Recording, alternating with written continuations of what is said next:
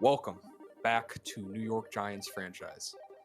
And welcome back to Arizona Cardinals franchise as well. You got jump scared by that, huh? Yeah.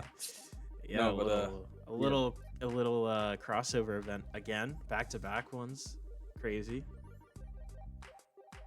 We're back for the offseason 2025, following the Chiefs-Buccaneers Super Bowl, which we had the pleasure of commentating, in which Tampa Bay took home the Super Bowl trophy, the Lombardi, in a pretty convincing win, I would say, over Kansas City. Yeah, their defense looked really good, and their offense was not slowing down either. The Chiefs really floundered, I would say, in the big moment, kind of reminiscent of that. Was that the 2019 the next one after the 2020 Super Bowl, 31-9. Tom Brady led Bucs victory. A little bit different because the Chiefs had a chance. They did kind of pull some comeback magic for a second, and then the Bucs kind of snuffed that out pretty quickly. But yeah, the Bucs look good for sure, and we had to experience both losses in the playoffs there to the Bucs. So it'll be interesting to see if they will be able to continue into next season and be a Super Bowl team. But we're also trying to build to that Super Bowl ourselves, and we want to be in that spot. So I will say the one thing I made a move of off camera, which was a big part of our loss here in Arizona, was our defense. And we got rid of our defensive coordinator. We brought in Emmanuel Ortega. He's definitely more of a schematic defensive coordinator than a scouting defensive coordinator, which is, I think, what we need at this point with this defense. So I'm hoping that's a change that will help us further ourselves. And for New York, there's definitely our defensive coordinator's on a hot seat, but he kind of saved his hide with a pretty solid defensive stretch. I mean, he held Tampa Bay, who was lighting people up, home to 20 points, gave us a chance to win the game, and a strong playoff performance and just all the success the team had. He saved his job, but he's on the hot seat. If we don't turn things around next season, expect him to get replaced.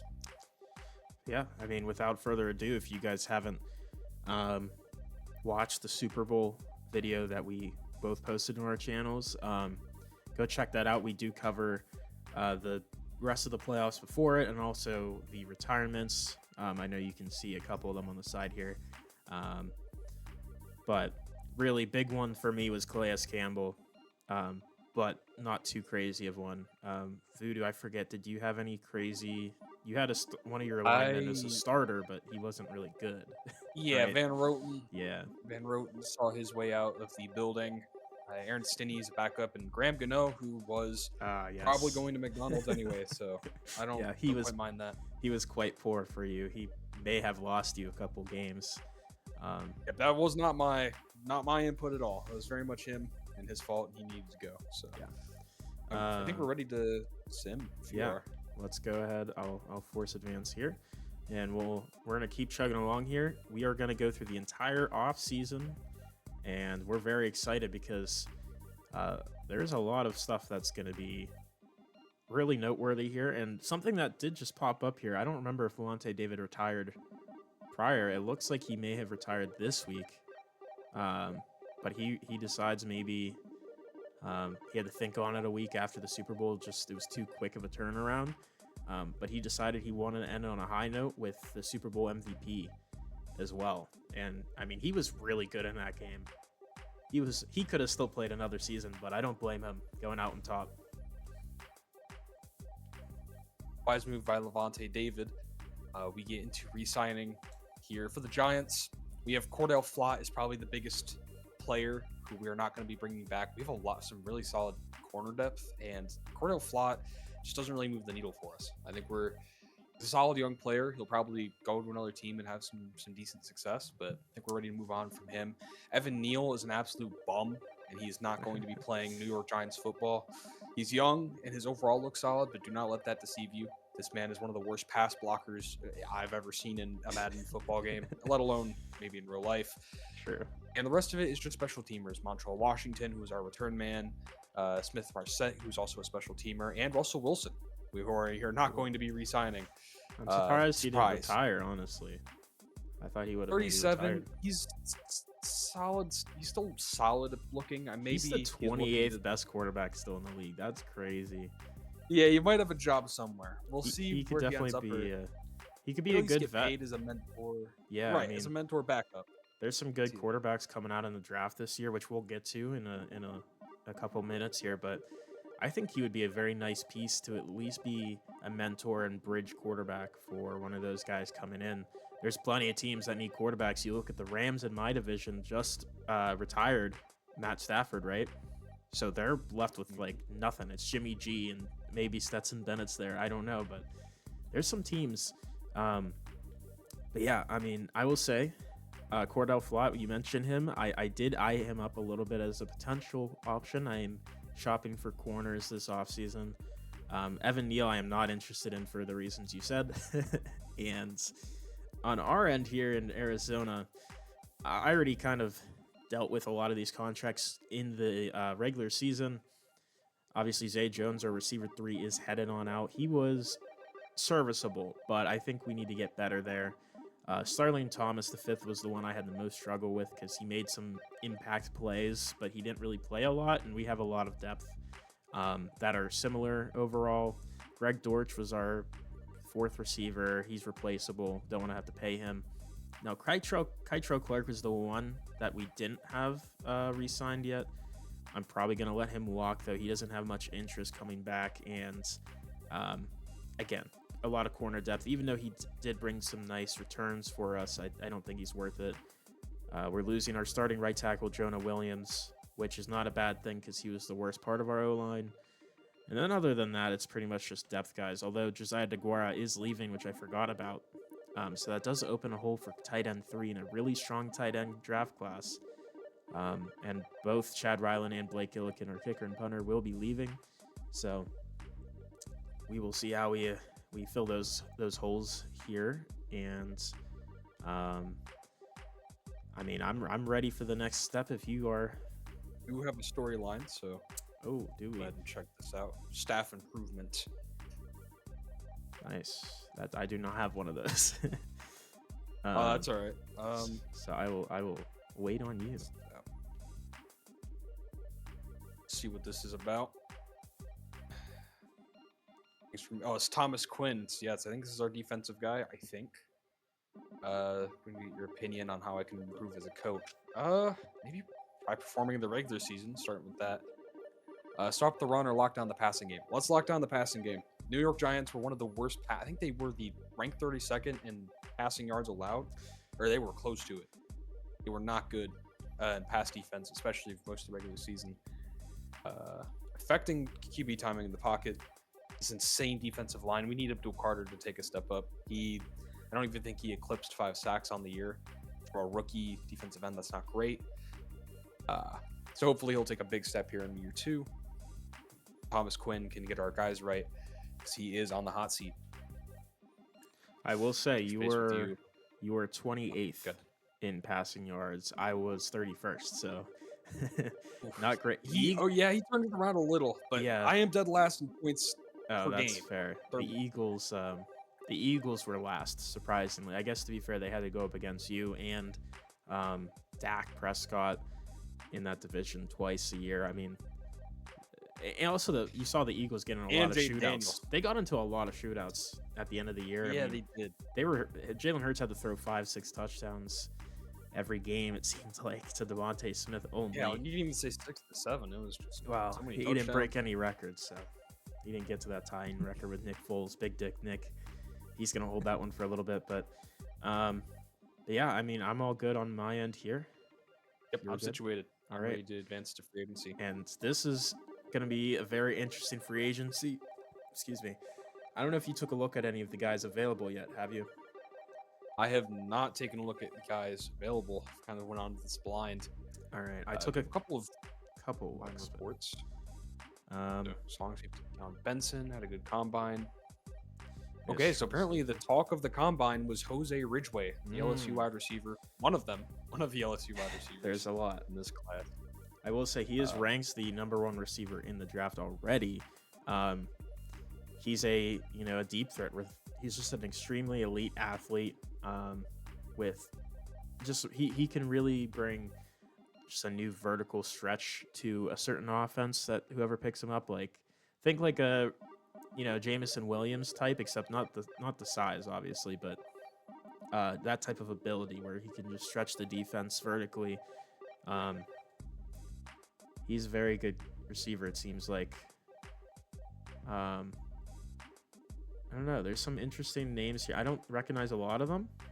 Another big one I noticed was just for the combine report. Yeah, is Brian Torres, that tight end, yes. another LSU player, showing up overweight. They have a ton of guys. Yeah, Brian Torres showing up overweight's interesting, but it's not necessarily a bad thing, I guess, because he is 239, and that is one of his one of the concerns that we noticed.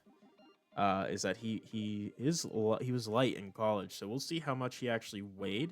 But the problem is on how that playing weight, how that actually affects him in game. Because if he's playing slower, then that's not good, and that's maybe what it tried seems to bulk up, like round himself out as a prospect as a tight end. He might have overcommitted to that. Yeah. We're gonna go into let's check the free agents because I have not taken a look yet. Okay, there's some big Christian names. Yeah, he's the big one here. Brandon Leo Aubrey. Chanel. Yeah, I will say, well, the Chiefs had minus 20 mil in cap space, so they had to let some guys walk along with Pacheco. There's definitely some names here that are intriguing. It's not a super strong class here, which I knew coming in. It did seem like the Bucs took care of business because Mike Evans was a free agent pending, but they re-signed him, kept him a Buck probably for the rest of his career. Gardner Minshew at quarterbacks is here. Shout out CJ. There you go. Yeah, actually, he has an offer. Russell doesn't have an offer yet. Well, it's because he's asking for $23 million. Oh, God. Yeah, wow. I don't. Yeah. Okay. I don't think he's ready to acknowledge that he's a backup at this point. Yeah, I mean, quarterbacks, there's nothing too crazy. I'm not shopping for a quarterback personally. I'm pretty happy with my depth, I'd say. Running backs, there were some pretty solid options here. You have Pacheco, Rashad White, solid for Tampa. Najee Harris, who you might still have some left in the tank. Jalen Warren, who was solid for Pittsburgh.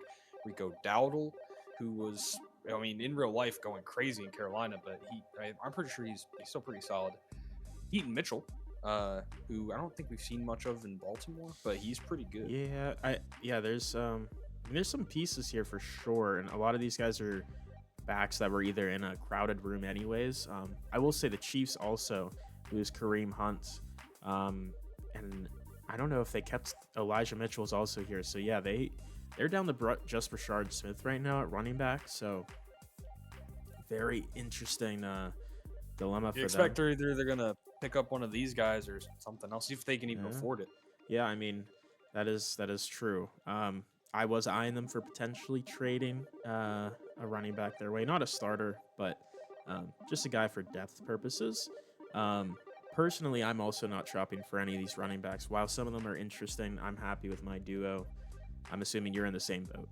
Reed, I'm good on running backs. We'll see how that turns out. Wide receiver. Wise, hold on now. Marquise Brown. You're passing up fullbacks here, which I am interested in. I apologize. Okay. I'm not grabbing one yet because it's a little early with only 3 evals or 3 negotiations per eval, right, in this first set. But my offense, I mean, Tip Ryman had to play fullback every time, and we are a heavy running team. We come out in I-form a lot. And pistol, there's a fullback spot too. So running back's definitely an interest of mine here this offseason, whether it be through the free agency or the draft. I'm not sure, but I will be visiting later. It's a solid fullback for, Patrick Ricard and Reggie Gilliam. Bills fan. I love him. I love Reggie Gilliam. There's some really solid guys here. But no, receiver, which is more prevalent. Another Chiefs name headed here, Marquise Brown, who gonna have some offers. I mean, he's still pretty solid, very fast. Christian Watson is another interesting one. I saw that Green Bay was losing potentially 2 receivers, but it looks like they re-signed Romeo Dobbs, let Christian Watson with his injuries walk, which is fair. Keenan Allen's here as well. And some other guys who are notable, but not like super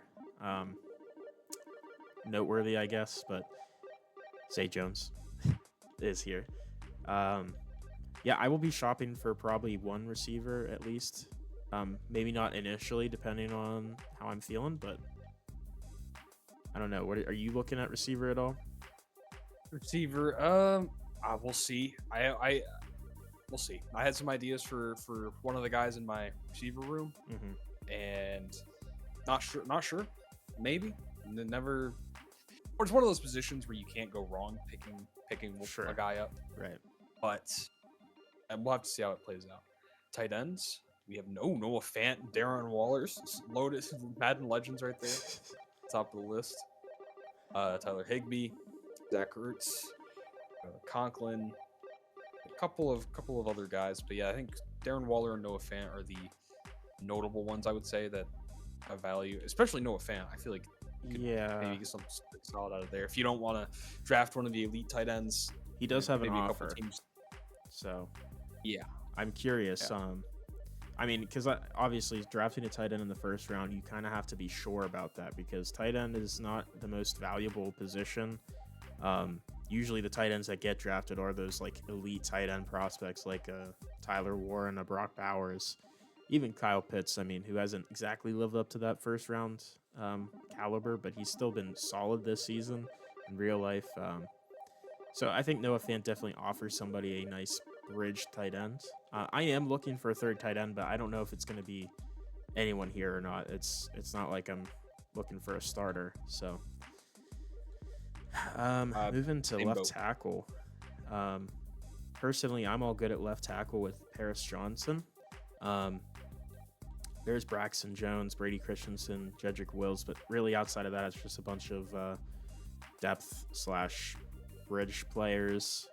So I mean, you have Andrew Thomas, so I'm sure you're fine at left tackle, other than maybe depth. Unless I'd slide one of these guys over, but I'm not interested in many of these prospects. Usually, at tackle, you want to get a little younger at the position, and you don't want to be paying $27 million for Braxton Jones. No. Yeah. So, there's some solid players here for sure, but I think we're chilling there. Left guard, Isaac Seumalo. Yes, Isaac Seumalo from the Steelers. One of your guys, Bills legend, David Edwards. There you go. Again, kind of a weaker left guard group here. I mean, definitely serviceable options, but again, I'm okay with my left guard, Evan Brown. But absolutely okay. Why is Steam opening up? Oh, sorry about that. Steam said we need to play a game, not Madden. Get me off this trash game. Oh well. Team. No, but I think it might also attribute to the fact that there's not many highly touted interior offensive linemen in this draft. So I think a lot of players or a lot of teams were looking to retain their talent at the interior if they had it. That is true. And I think especially with how the NFL has been turning recently in this past couple of years, is O-line on the interior even more becoming more valuable than it has in the past. Because I feel like tackle has always been valuable, but the interior has been kind of looked at a little bit less valuable, but now it's like you see guys getting $20 million contracts and stuff like that, and it's like, okay, they're locking these guys down longer, and it's kind of hard to find some of these guys in free agency. In center, that trend continues. I mean, Luke Wattenberger, Connor McGovern, another Bills legend for you, but not a lot of names here that are really interesting to me. I'm happy with my center and Froholt, so not too upset. See. We'll did lose Austin Schlottman to 65 overall. Well, yeah, no, but John Michael Schmitz has been okay. We'll see. He's still young, isn't he? He's like 26, maybe. Oh, I think so. Somewhere around there, but still not a great upside. Yeah. But centers, I don't know. Again, it's just value. Actually, these guys aren't terribly expensive. We'll see. We'll come back to that. Right guard Wyatt Teller, who's kind of regressed, but he's still pretty solid. Yeah, he still has superstar dev. So I mean, still superstar. Yeah, he's probably a good rental for a Super Bowl contender. Yeah. Sean Ryan from the Packers, Ed Ingram from the Texans, Daniel Falele. He does have tackle. I would say he has tackle flexibility based on his size. I know they moved him to guard though because he can't hang on the tackle spot. So he's an option for sure for people that maybe want to move to test him outside again. But I'm okay personally. Yeah, I think it's interesting, but yeah, no, there's some questions about that. Right tackle actually looking pretty solid for veterans. Yeah, Moton from Carolina, Trent Brown from Houston, Caleb McGarry, former Falcon, Rob Havenstein, former Ram, Andrew Wiley, Commanders, and then Jonah Williams, your guy, and Evan Neal side by side. Yep, right where they belong in unemployed zone. Although Evan Neal has some offers, he has 2 offers right now. Wow. I will say, I think right tackle are getting trapped by the 26, 76 overall, 25 age young. tackle, but look at look how fast he is. He's fast for alignment. Yeah, no. I will be shopping for right tackle in some way, shape, or form this offseason. So I'm very happy to see this deep of a group here, for sure. So I'm definitely intrigued. I'm gonna come back to them though. Let's take a look at defense. So looking at left edge, Kwity Paye from the Colts is here.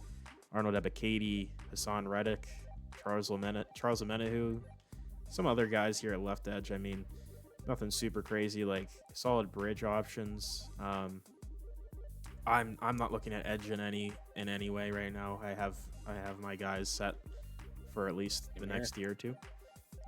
Interior is very interesting though. I mean, Christian Wilkins being here, he doesn't have any interest in coming to Arizona apparently, but because he wants historic championships, and well, lo and behold, the Cardinals have 0. So he has 6 offers, 22 million. He might be a little bit too expensive for what I'm looking for. That's about a third of my cap space right now, so I might pass on him. But another D tackle is potentially an option here, like Sebastian Joseph Day, DJ Reader, DJ Jones. There's some solid guys that can be plugged in here. Yeah, I agree. I think, it's a solid depth defensive tackle class, and there's a couple of better guys for teams desperately needing D tackle, especially Christian Wilkins. I think he's actually he's only 30, so you probably get at least 2 to 3 pretty good years out of Christian Wilkins if you want to pay him. I think he's worth it. Aside from that, DJ Reader, probably a rental. He's expensive though. He's very expensive. He's asking for 18.5 mil about, so that's maybe why he's not getting any offers. But I will say though, this D tackle draft class is really strong, so I don't see a lot of offers on most of these guys other than Wilkins. As I keep scrolling, there's no offers. So I think teams are a little bit hesitant to sign any of these guys since they know there's a really strong D tackle class coming. Moving to right edge, kind of similar to the other side as well. Zadarius Smith, Sam Williams, AJ Epinesa. I mean, not bad guys here. You can definitely bring these guys in for a 1 or 2 year rental, but they're not really gonna move the needle for most teams here at this point. Yeah, it's either you take a shot on a semi-young, relatively unproven like AJ Epinesa, Sam Williams, these guys who maybe could turn out to be pretty solid for you, but it's up in the air. It's not there's a reason these players weren't re-signed. Kind of unproven. So I think the right edge, there's some young solid players for teams looking. But I don't think it is. I grab it. It is a really solid edge class as well. So I think that's again. That's probably also why not many eyes are coming this way. Yeah. Teams, and Leo Chenal is probably the best player in this free agency. If I had to say, superstar, 25 years old, 18 offers already. Yeah, he's not asking for a lot of money. I mean, he's relatively cheap, and I mean, Yeah. I don't know. It's tempting because I do like my linebacker duo I have in Mac Wilson and Cody Simon, but you know, I'm running a 4-3, which I'm not right now, but I could be. He would definitely make it worth it, but I don't know. He's just so cheap. He doesn't want to be here because, again, he wants to store a championship, so I'd have to pay up even more. So I don't know. I would like him, but I don't know if he really fits for me. Giants are kind of in the opposite situation where Luke and I would love to come here because the Giants are pretty good as in historic championships. Not exactly a warm weather state, but Right. also our head coach win percentage is pretty solid. So all those things factor in. He's kind of interested, but we run a 3-4. Right. So usually our off-ball linebackers, you either need to be like a Mike or you need to be an edge rusher that can also play off-ball. Liam for now, he looks really good. I was definitely thinking about maybe putting my hat in the ring, but he just is not a pass rusher. This is an off-ball linebacker. So we'll see. You're kind of good there right now, right? You got what, a carrot? Pretty good. Okereke. Yeah, the question about maybe Okereke, he's getting a little older, but yeah. I think and then you have good. Micah McFadden had a good year, didn't he?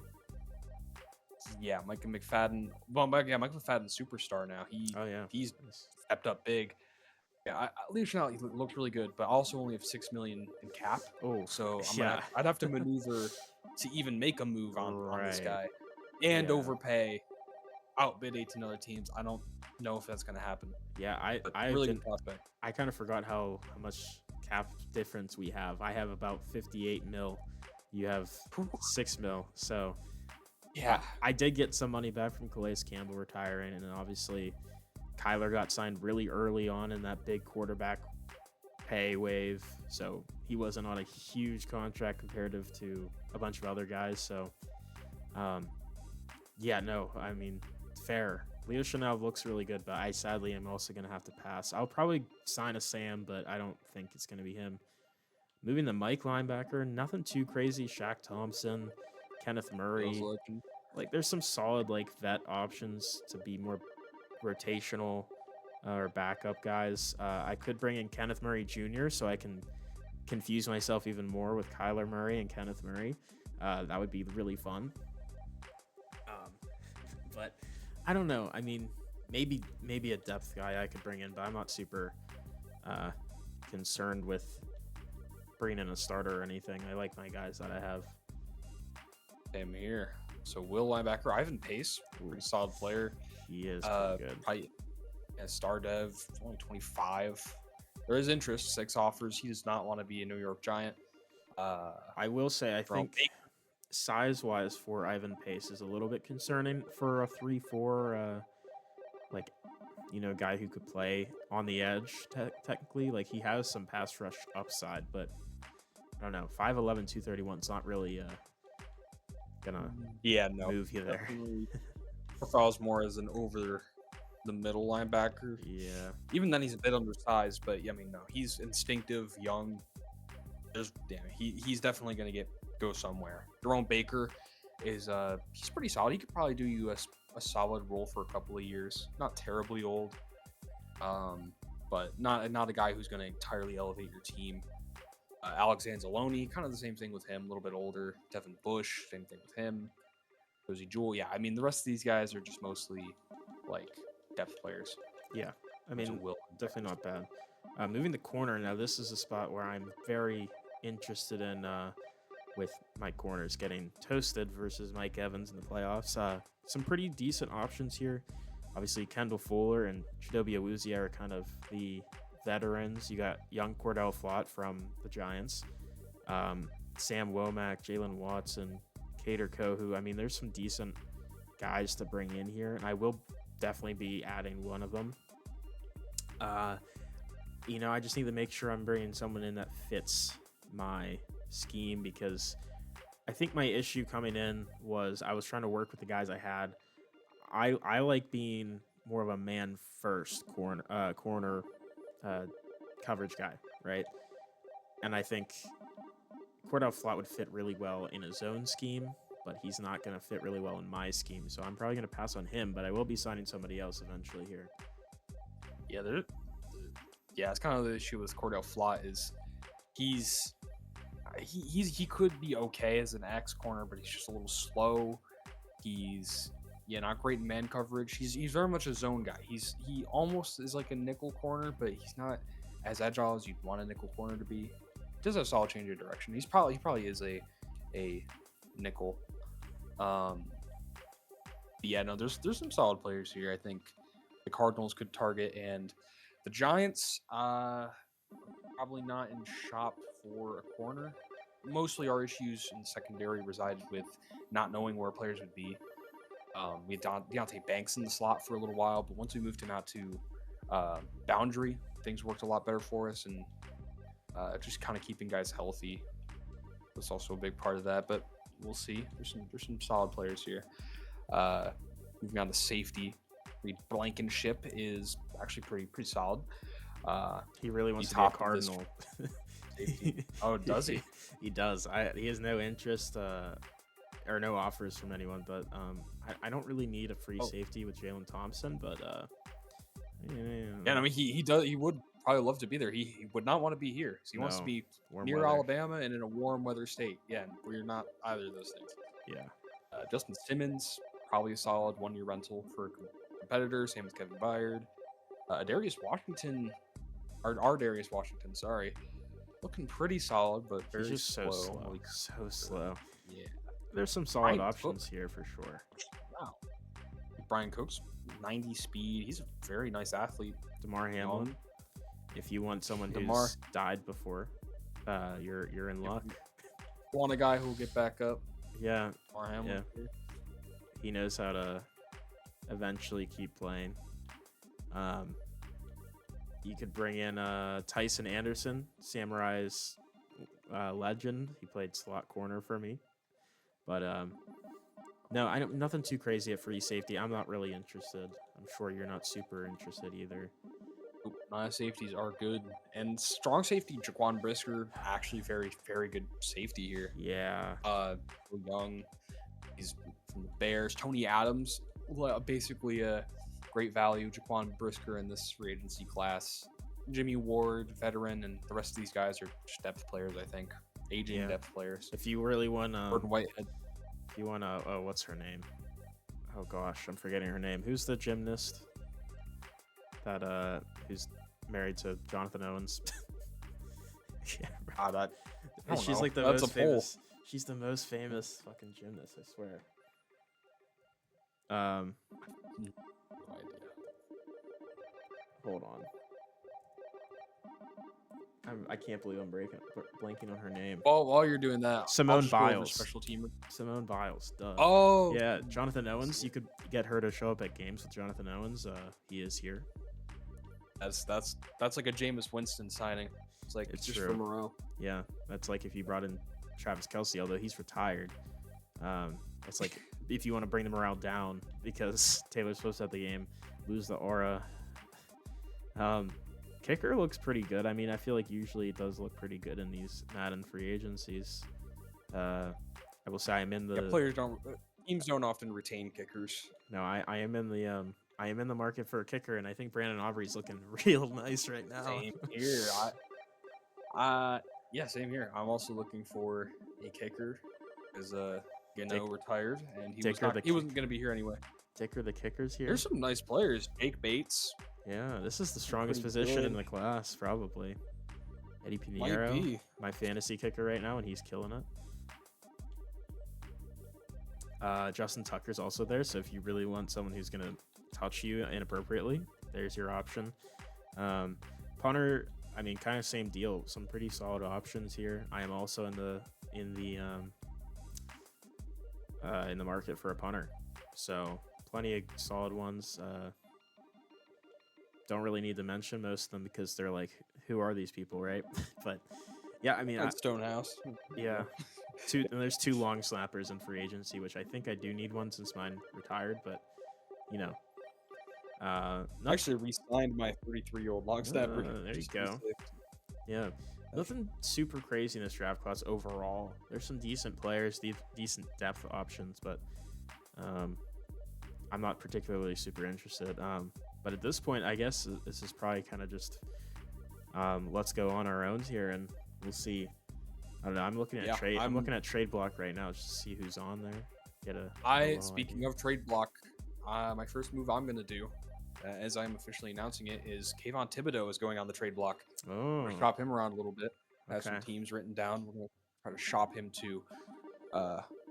I looked around for some teams that would need an edge coming into this class and weren't projected to take one.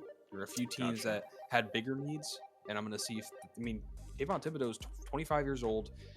Without morale, I believe he's 78 overall.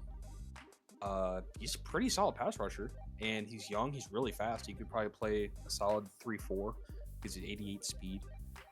I thought I was going to have a bigger use for him, but Abdul Carter and Brian Burns just dominated snaps because they were, Brian Burns and Abdul Carter. So I couldn't find a way to get him involved, and I think we're going to try to get him shopped around. Yeah, I think that's a very good call. I'm also going to shop around a couple guys here.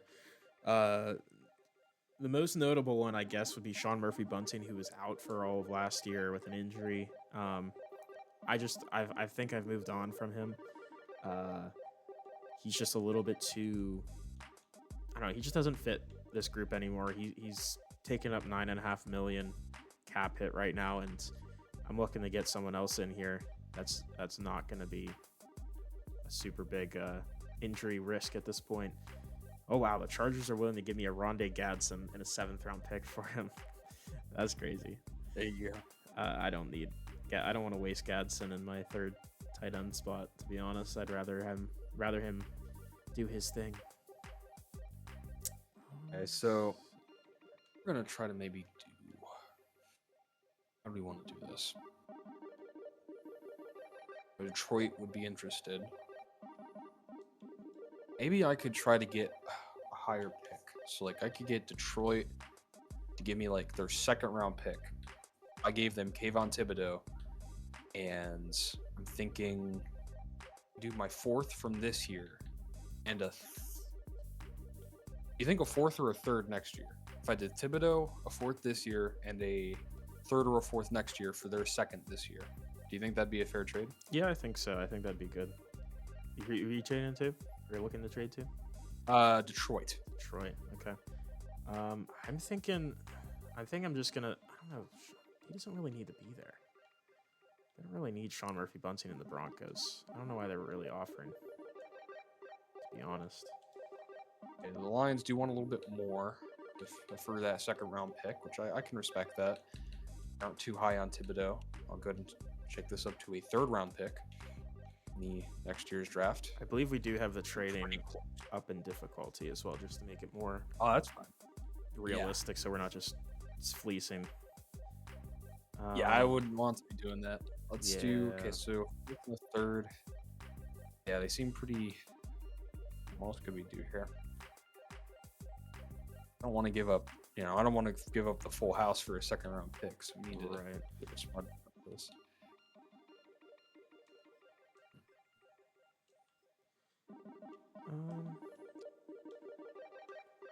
Don't want Gadsden just for the sake of it. I think I am going to be moving Mr. Sean Murphy-Bunting to the Chargers for a 5th this year and a 7th next year. Okay, I think that makes sense. Yeah, I'm not done personally. I have a couple of other guys I'm looking to move off of here. The next one I'm going to be looking at is DJ Dallas, who I mentioned prior, I believe. He's been eating up some cap space for no reason. And I'm looking directly at Kansas City, who had to lose 3 of their starters, and they only have Brashard Smith, so they have 12 million cap space. I want to send them just a backup, probably just for like a late round pick. That's what I'm gonna try to get a 3rd-round pick instead, and I'll do Kayvon Thibodeau and a 5th-round pick this year for a 3rd-round pick this year. That sounds pretty fair. Yeah, I'd be moving up about like 80-ish picks, and they're getting Kayvon Thibodeau and a pick here, picking them around 5 pick, and they will accept that. So Kayvon Thibodeau is going to Detroit. All right, we will get that draft pick. They'll have him across from Aiden Hutchinson. Will be interesting to see. how that duo ends up working out. I think I'm gonna just send DJ Dallas to the Chiefs for a 6th next year. They don't have a 6th or 7th this year, so I will take a 6th next year and call it a day. Take the cap space.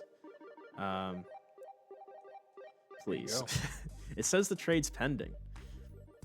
They're in the process of reviewing the offer and will have an answer for next week. Is that new? It's that because must be new. No. I think it's because you're Super Bowl spectator. Is that maybe the issue? That is the issue. Hold on. I forgot to change that. I literally thought about that the other day, and then I forgot about it. Well, I will just auto palette. What the Giants do is we're going to try to trade Darius Slayton. He's 29 years old. Star dev. He's holding on to some value, but he wasn't seeing the field much.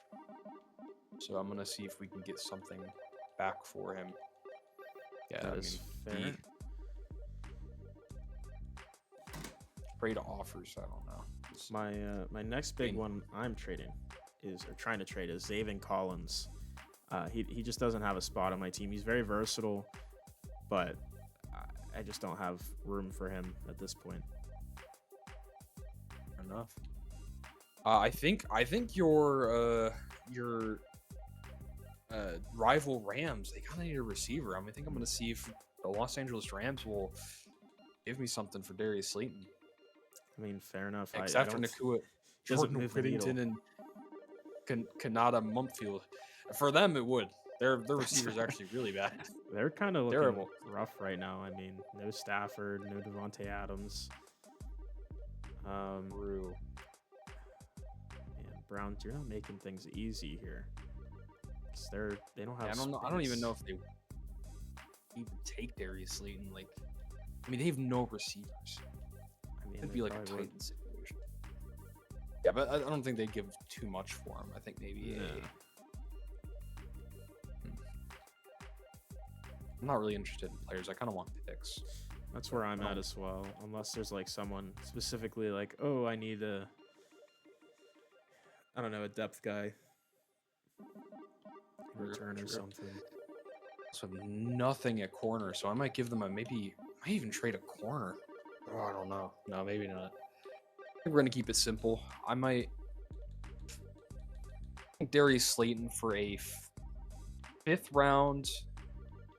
Their 5th round pick and their 7th round pick for Darius Slayton sounds about right. All right. I think that sounds fair. There you go. Very fair.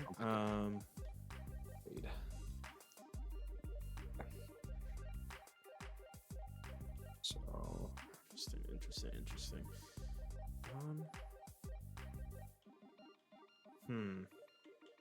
That's an interesting one there. Do I do that? That could be interesting. What do you got? Well, I've decided to package Zaven Collins and my last guy, Bilal Nichols, D tackle, because I have depth there. Because I wasn't really seeing anything with the team. I don't want to trade to the Bucks or the Seahawks, who are the other options other than the couple other teams. They just didn't really have any either cap space or it didn't make much sense for them to actually trade for Zaven Collins here. So and I'm looking at Texans right now. They need the depth at D tackle, and Zaven Collins is just more of a rotational option with some flexibility as a guy who can drop into coverage here. Curious, how attached are they to this guy? I don't know. Probably quick. We went ahead and restructured Brian Burns' contract, frees up $15 million this year. Hopefully, it'll give us a bit of space to work with. There you go. Don't want to restructure too much. I think that'll be good for now. Why did they do that deal with him? I don't know if I want to commit myself to that deal. He would really help, but I don't know. I'm trying to think. Nah. I think I'm just gonna look for a pick here from the Texans for Zaven Collins and Bilal Nichols. I think they do have 2 second-round picks, so maybe I don't know, where's my second-round pick at? Maybe I'll just move up. No, that'd be moving down. I guess I'll take their move up. Sure, I'll do this. Okay, how's this sound? You got my second round pick, which is 56, Zaven Collins, and Bilal Nichols for their second round pick, which is 50, and a fourth round, one of their fourth round picks. Sounds fair. All right, we'll see if they think it's fair. They do. So we're gonna make that trade official. So I move up 6 picks in the second, get a fourth round pick. Zaven Collins, Bilal Nichols, heading on over, and that's my trading. At least unless something else comes up. I'm getting. I'm into free agency right now looking. I was looking at Christian Kirk on the Texans roster because they had Tank Dell, Nico Collins, and there's 2 rookie receivers from last year, but he's on like a 3-year deal where he's getting 12 million plus all 3 years, and I'm like, I'm okay. He's 29. He's gonna regress. There's guys in free agency I'd rather bring in. I think. Let's see. Corner is definitely the one I'm looking at immediately here. Spoiler alert.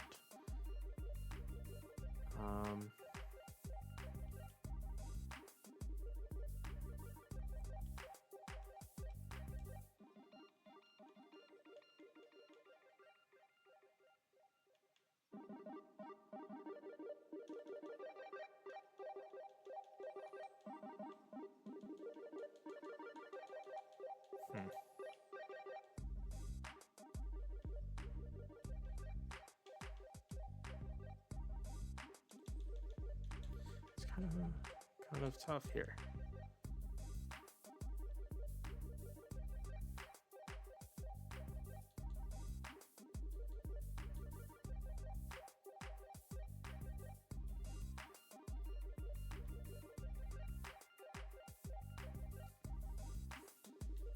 Let's see an offer.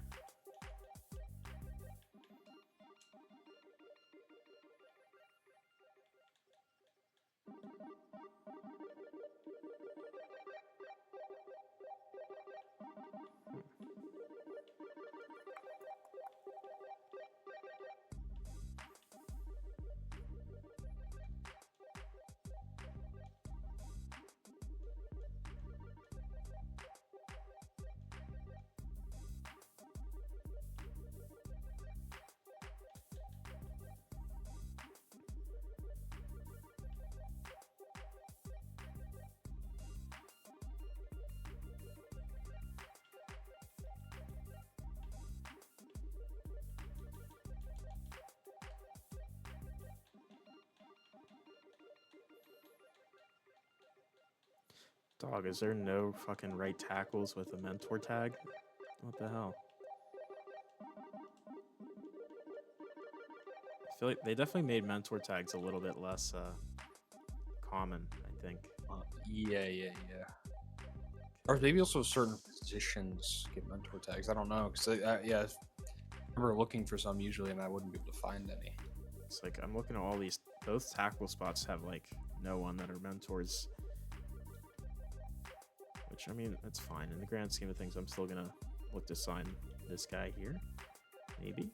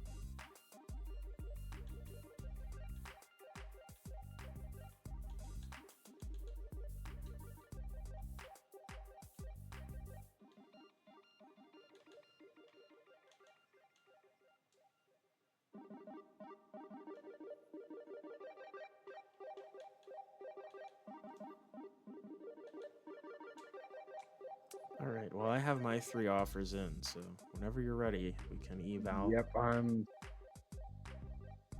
just almost done here. Just looking for maybe one more.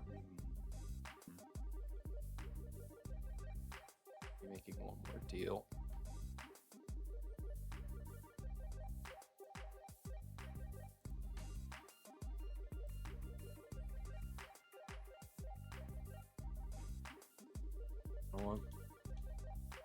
We'll see.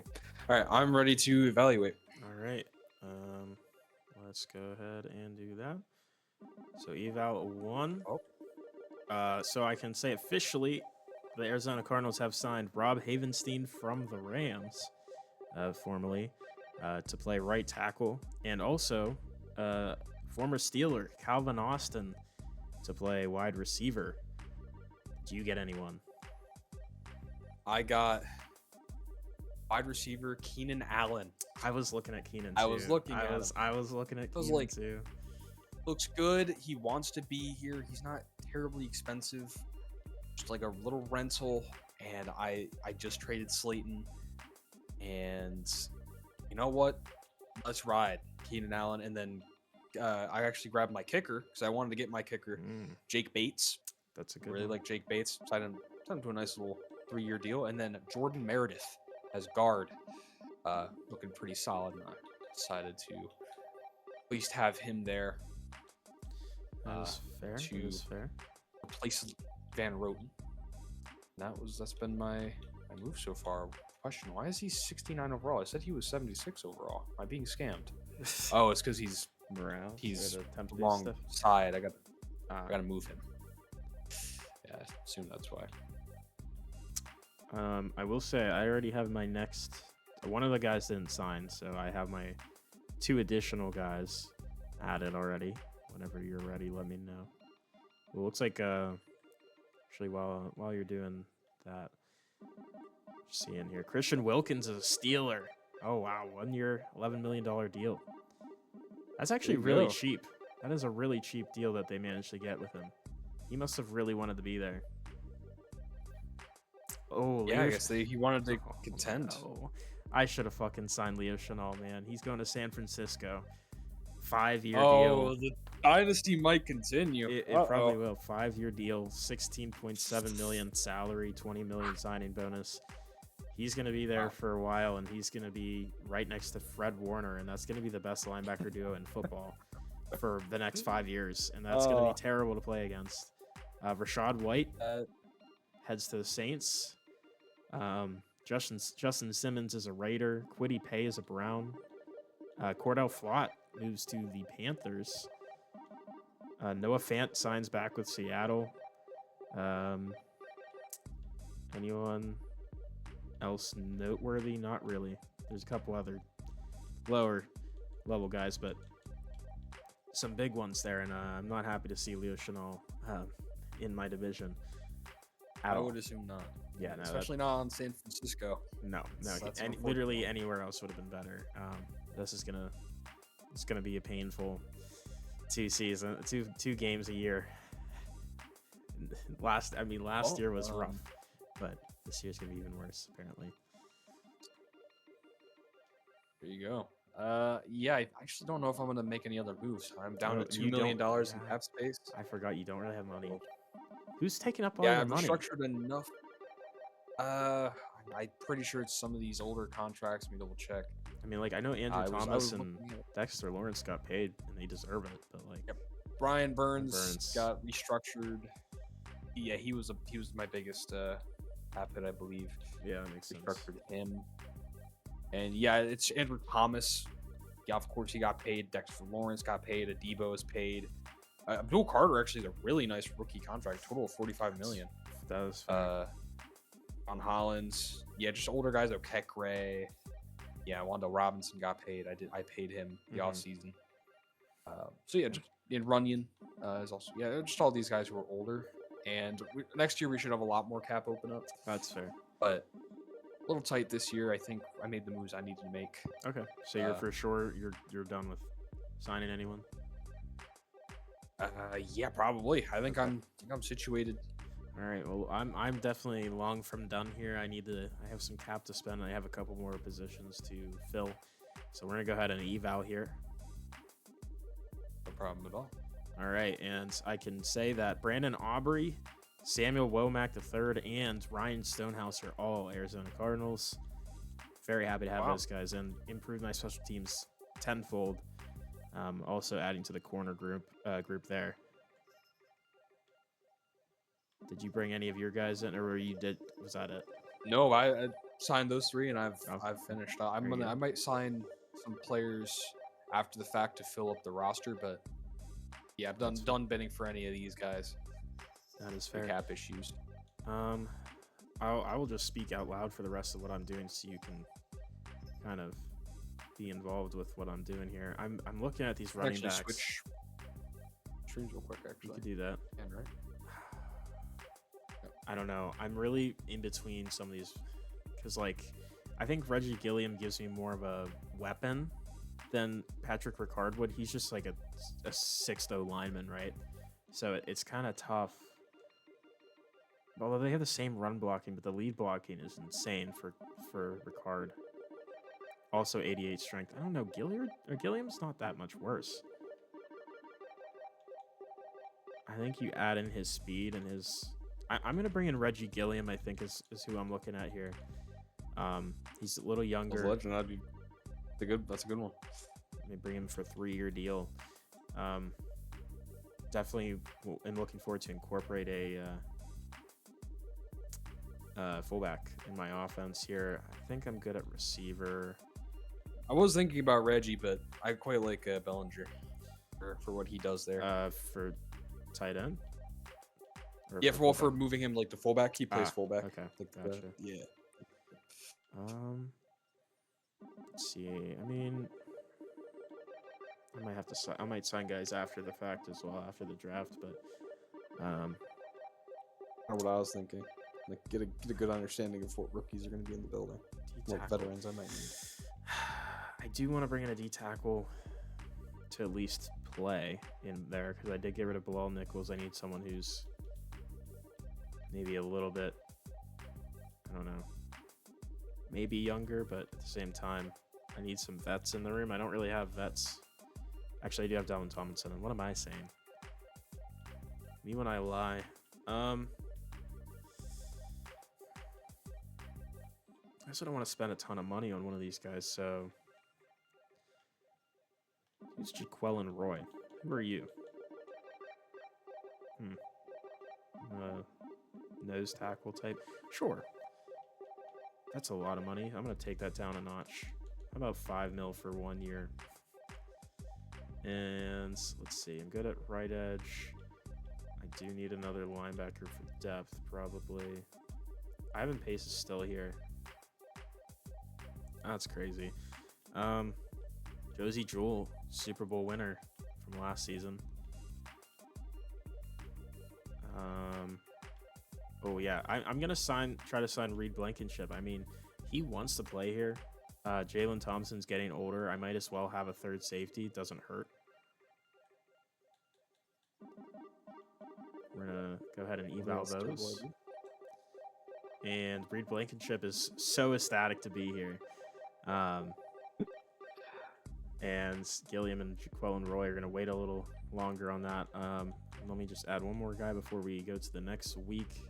Probably just bring in a linebacker. Devondre Campbell's not bad. It's a Sam option. Maybe Jabril Cox. Yeah, we'll go with Jabril Cox. We'll do 1 year deal. 1 million, 1.1 million less. All right. I might add a couple more guys, but that'll be it for this part. You ready to go to week 2 of the free agency? Let's go right ahead. All right. See if any of my other guys signed and see if there's any interesting things in the news or anything like that. We do have mock draft 5. I want to check that out first. So this will be the last one we see. Does look like a lot is the same, although Raiders now at pick 5. Is that where we had them before? I actually need to check. Or did they move up since? No. So they were okay. So right now they're projected to take DeMar Spellman. They were projected to take Eberle, but now it doesn't. I Look like predicted Spellman. this in my mock. I did see that. Yeah, I actually thought. I did see that. I have a lot of thoughts on that. Yeah, I think Spellman is, just from what I've seen. I'm not looking at quarterback too much, so I have 60% on him. I don't know how much you have. 70. 70. Okay. Too much more. So, to me, Spellman looks like the clear better prospect. That's just me. So I think that is probably the right call for them to go Spellman. I would rather see at the very least Eberle, he's the better athlete. Oh, for sure. I mean, yeah. If you look at the draft analysis real quick on those two guys, I mean, Spellman, while he's a little bit shorter, maybe not the size you want, he's still has a great arm. He's an elite athlete, has solid accuracies. He's just a little light, like I said. He's antsy as well. With the pressure. Eberle's that kind of like classic gunslinger, stay in the pocket, type. He's elite arm. He's very smart. He's great in a play action game, but he is just so slow. He's not the fastest. His accuracy leaves a lot to be desired as well. But I think maybe in the Rams offense where they had Matthew Stafford, a similar type of player, I think he could probably do well there if they create a situation around him to work.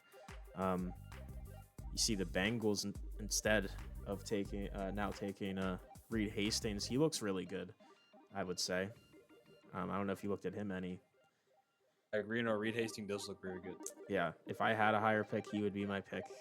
He looks incredible. He's a little light. I mean, DeAndre Matthews, Deontay Kramer. I like all these defensive tackles. The Browns are projected to take 2D tackles now. I don't know if that's going to happen. Although they could. That would be a crazy D-line to have. Them and Myles Garrett. Lions taking corner. A really strong tight end class. Seahawks still taking a tight end by projection, even with Noah Fant. That doesn't stop them. Chargers tight ends. Saints taking a quarterback. Rams taking a second quarterback's probably not happening. Really, I mean, the ones I'm most interested in looking at are for us. I'm projected to take a left tackle, Jeff Glover, and you were projected to take Kyrie Harbor, the Sam linebacker. Kyrie Harbor. I'm sure that's not the case. They read my minds. I'm taking first round Kyrie Harbor. Yeah, I'm just determined. I will say a notable entry here into the first round is Brian Torres. With that story we saw, even I think the Niners aren't even deterred from him, at least with projections of this mock draft. They said that he put on that extra weight, but it doesn't really look like he's losing any steam as a really solid tight end in this class. He moved up 39 spots on the big board, it looks like. So, this is an interesting class. There's a lot of really good players in certain positions. There's some really good depth and good high-end players at certain spots, but there is also a lot of bad positions, like interior offensive line. There's pretty weak area there. But let me look quickly at the free agency group here. And who else I look some of these need. Some of these draft stories. Dante Frost didn't impress scouts at his pro day. Devin Barber stood out at pro day, so we saw him move up over Kitchens. What else? Deion Benson. This was last week. Yeah, those are the only two big things. Of course, we see the trades we had. Darius Slayton and Kayvon Thibodeau. DJ Reader joining the Chargers. So, a lot of moves being made. Offseason's heating up. And the Giants, maybe a little controversial. We're staying put. $2 million in cap. We kind of got what we need in terms of like starter level players. Like anything else we had signed at this point would be depth, and we can wait until after the draft to do that, I think. But Keenan Allen's the big one on offense. I think he'll serve very well as a just another option in this offense. in his age 34 season. And yeah, I think defense looks just about the same. So confident in our group to hopefully improve there. Cam Cuz, what are you looking at? Well, it seems like there's not much else I'm looking into here. I'm sitting about 20 million. Kind of want to keep some space for the rookie contracts to set in here, and then obviously, like you said, sign some guys after the draft as well. But I am still looking to bring in Jaquelin Roy, who didn't sign yet, and then a D-tackle, and then bringing in a long snapper, Nick Moore. I do have to fight the Steelers and Bucks for him though, because long snapper is at a premium right now, it looks like. But it seems like I have brought in. Fuller is a Jet. I have brought both of them in. You said Kendall Fuller to the Jets. You said, huh? Yep, saw that one pop up. Ooh, Taylor Moton is a Titan. I think so- he finally signed. So is Jaquan Brisker. He's also a Titan. Isaiah Pacheco headed to Washington Commanders. Makes sense. Same with Rashad White going to the Saints, replacing Alvin Kamara most likely. Marquise Brown headed to the Bengals. That trio is going to be really good. Although their defense is non-existent. They're just all in on offense. they They are just like real life. Yeah, they brought in Kevin Byard. I think Ivan Pace of the Seahawks is also a really underrated signing, and sadly, I had to go up against him twice a year now as well. Your division is very investing into defense, and especially these linebackers. The two best linebackers in this free agency have went to your division rivals. Yeah, no, it's not my favorite thing to see. But it's okay. We're not worried about what they're doing. We're worried about what we're doing here in Arizona. I don't have too much else to add here on this portion. Cordell Flott's also a Panther. He is. I don't know if you mentioned it. Dante Frost looks like his stock is going down after his pro day. I don't know if you mentioned I did. Okay. See that. Devin Barber's been up. Yeah, he did. That's an interesting one. But I don't think there's anything else in this section here for me. I'm good if you are. I am completely situated. All right. Go ahead and advance here. And I mean, probably going to be a pretty quick one here. I don't really have any more signings to add. Jalen Warren headed to the Panthers. Panthers are making moves. Yeah, they're adding. I mean, trying to build around Bryce Young still. There's some decent options still available. Trent Brown, Patrick Ricard. Some kickers, punters, and stuff like that. Ardarius Washington, his speed and his size seem to be unwanted, but he's still a good player. I guess maybe. So your Jonah Williams is a Jet. Oh, good. That's fun. They can keep having. Oh, and Evan Neal is a Brown. Wow. That's like right where both of those guys belong, and terrible situations. He's just shit talking about these guys that they both went to not great organizations. Right.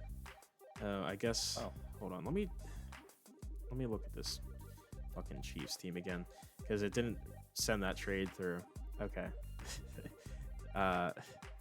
For DJ Dallas, I'm like, why is he still on my team? I don't want him here anymore. Get him away. He fumbled that one time in that game. I said, I don't want him anymore. Take him off my team. I added autopilot on. They should just fucking accept it. Hold on. I'm just gonna kick him from the league.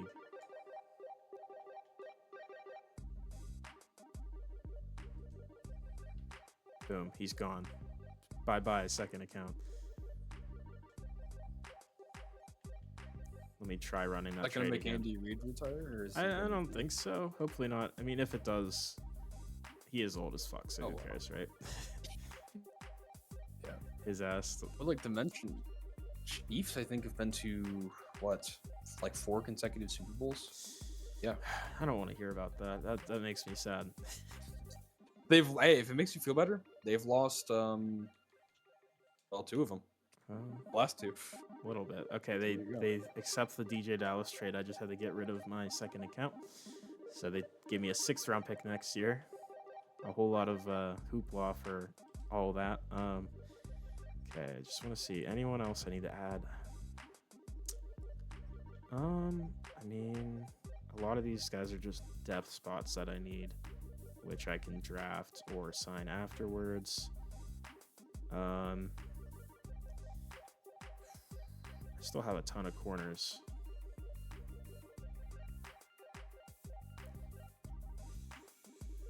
I think I'm good there. I might just want to see really quick if he has any trade interest. Oops, that's not the button I wanted. Okay. Denzel Burke. Does anyone have any interest on you? You're young. Okay. I'm actually interested. So I'm looking at trading Denzel Burke here. The Dolphins are the only team interested.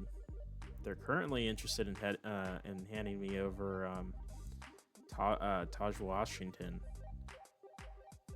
Oh, that's not Malik Washington. I thought those were the same dude. Oops.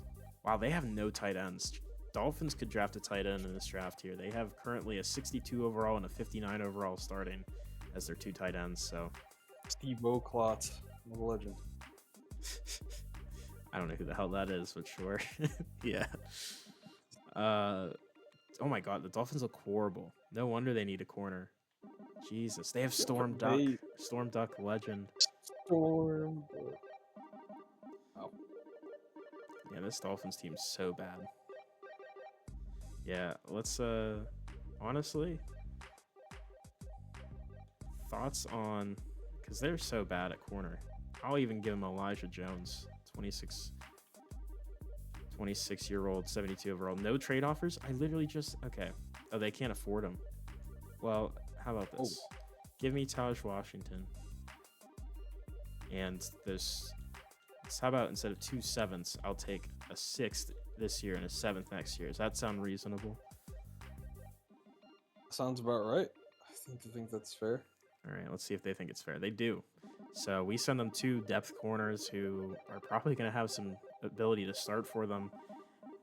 We get Taj Washington, who's going to be our new receiver 4 at this point, and we get a 6th round this year, 7th round next year. And that's going to be my off-season free agency side of things and trading side of things until the draft.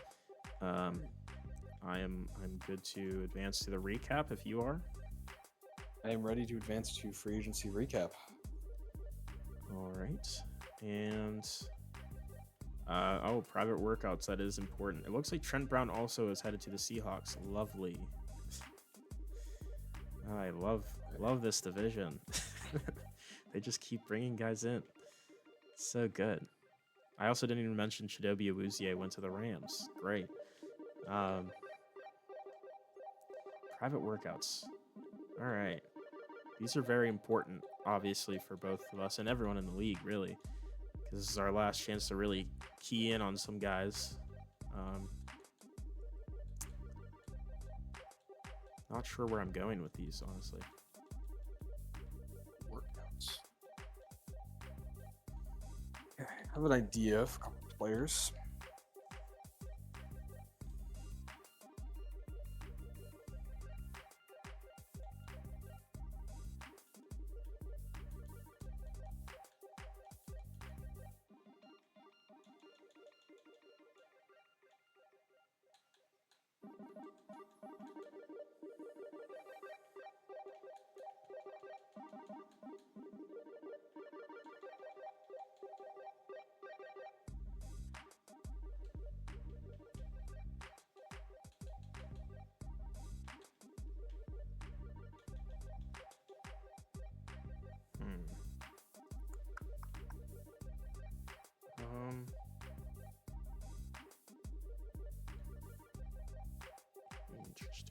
Interesting.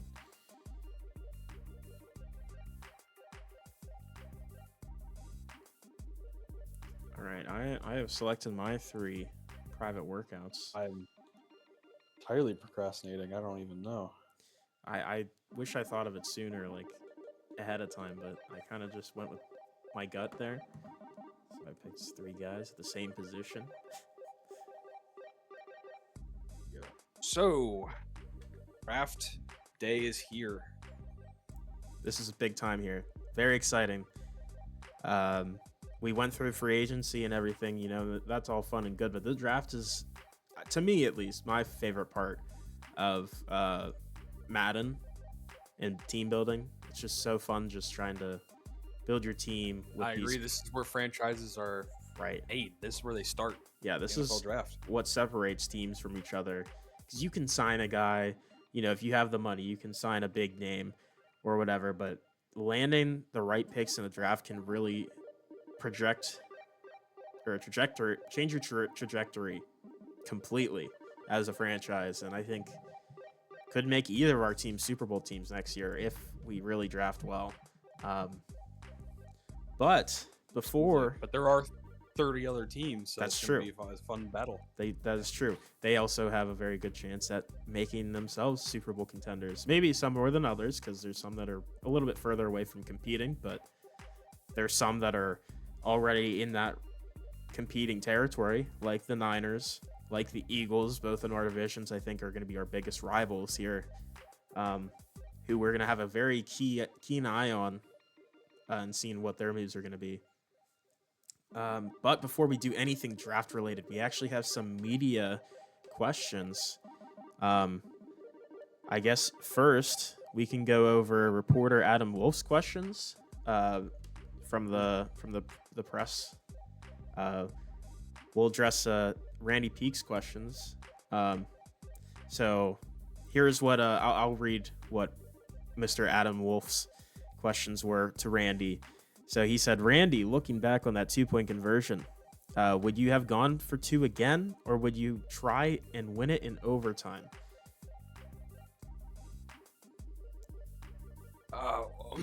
Well, you always trust your quarterbacks in those situations. He's proven himself to make the right decisions in the past and win us games. Yeah. And then do you also think that Jackson Dart could have gone with the run with his legs on that 2-point conversion instead of passing it? Well, Jackson knows himself better than anyone. If he thought running in there was the move, he would have. Wants his team to win as much as anyone else in our building, and surely he'll want that He'll want that throwback, but we could have put him in a much better spot. And what are your ending thoughts on how your season has been, and what is it for the future? Well, me, the staff, and the org, we know what this team's capable of. We're prepared to dig into this offseason. It'll be September in no time, so preparedness is the key this time of year. Shape things up and put our best foot forward. All right, go Giants. All right, now I will be the Adam DeWolf in this case. Mr. Palami, what is next for Kyler Murray in his role in this offense? Well, Kyler is our guy moving forward. He's had some ups and downs this season, but we got to the playoffs because of his play.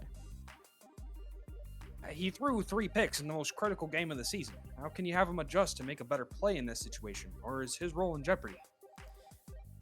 Well, his role is not in jeopardy, but we just need to do a better job protecting him. And the run game wasn't exactly what we wanted it to be in that playoff game. That forced Kyler to make some throws that maybe he shouldn't have, but we're going to be okay. Speaking of the playoff game, that defense played pretty poor. I mean, Mike Evans had over 230 yards on your defense. What's next for them? Well, for the defense, it starts with the accountability. We love the guys we have in the secondary with Garrett Williams and Will Johnson, obviously Buda Baker, Jalen Thompson back at safety. And we brought in Samuel Womack as well. And we love those guys, but, they know they need to play better. And, we know they can't. On that, will we see you target defense in this draft, or are you maybe willing to make some last-minute trades here? I don't know about any trades, but I do think there's potential for drafting defense in this draft.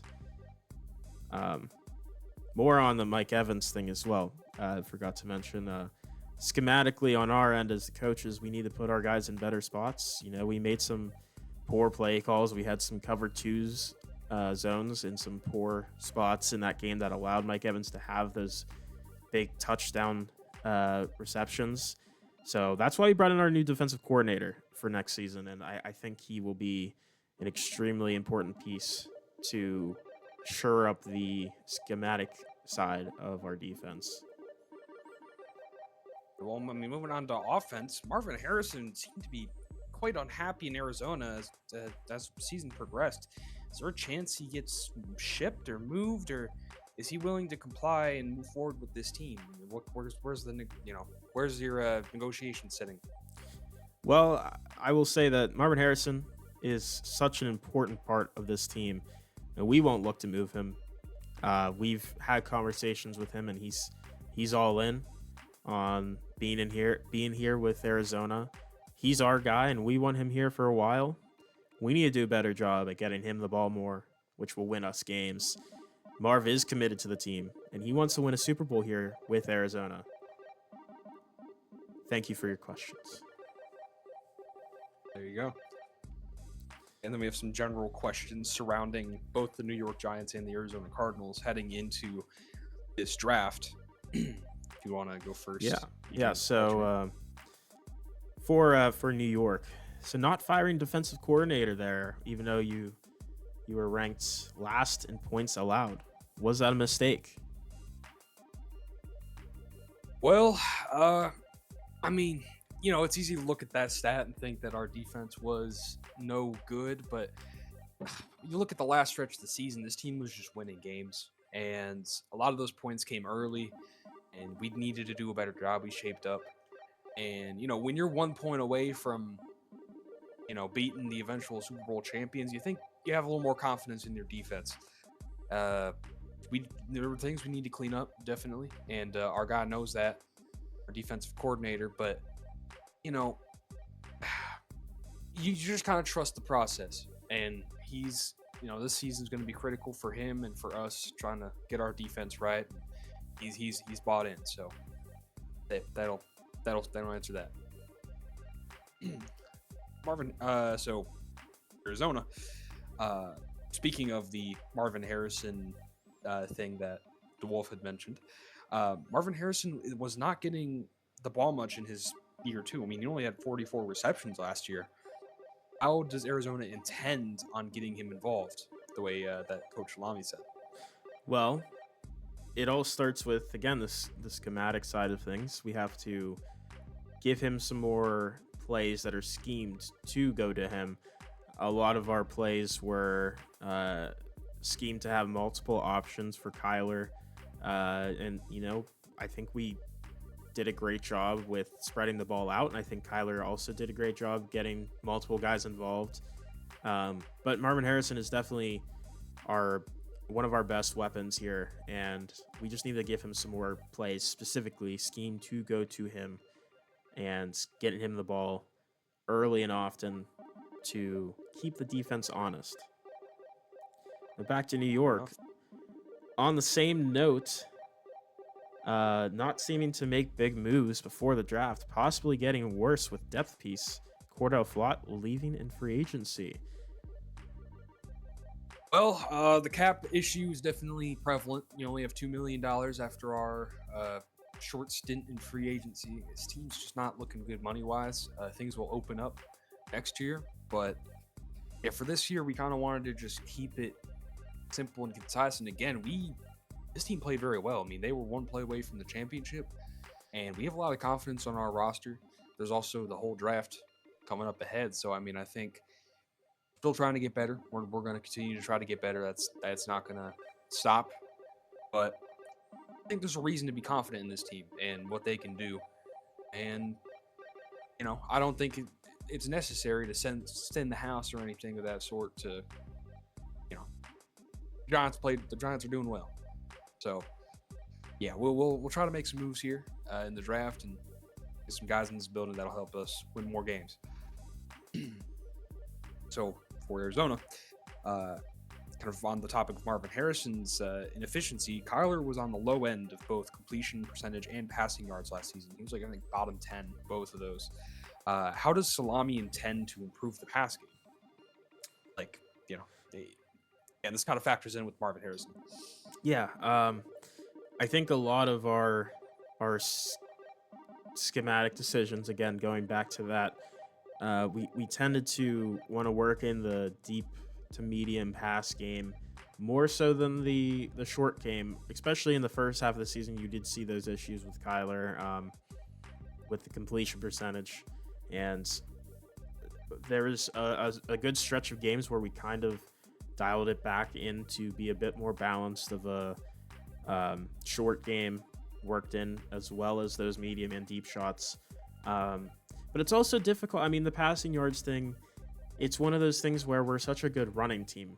You kind of have to factor in Kyler's rushing ability and his rushing yard production into his passing yards, because our run game was the best in the league. We were number one in yards per game, 161 yards per game. And sometimes you're gonna have to just lean on that run game, and it won us a handful of games. But we definitely want to have some more success with Kyler in the passing game. For New York, so for the offensive line, there's some questions about if they can live up to the expectations from last year. Roten retired. The interior is still a question mark. And do you feel like the signing of Jordan Meredith is enough, or are you going to make some more moves?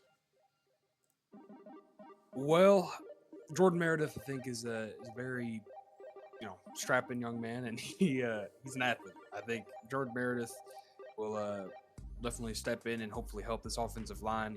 Van Roten, he gave us a really good year, his final year here in the NFL, and we can't be more grateful for what he's provided for this team. But I mean, I think Jordan Meredith understands the levity of the role he's stepping into, and I believe he will give it his all to try to help this team win.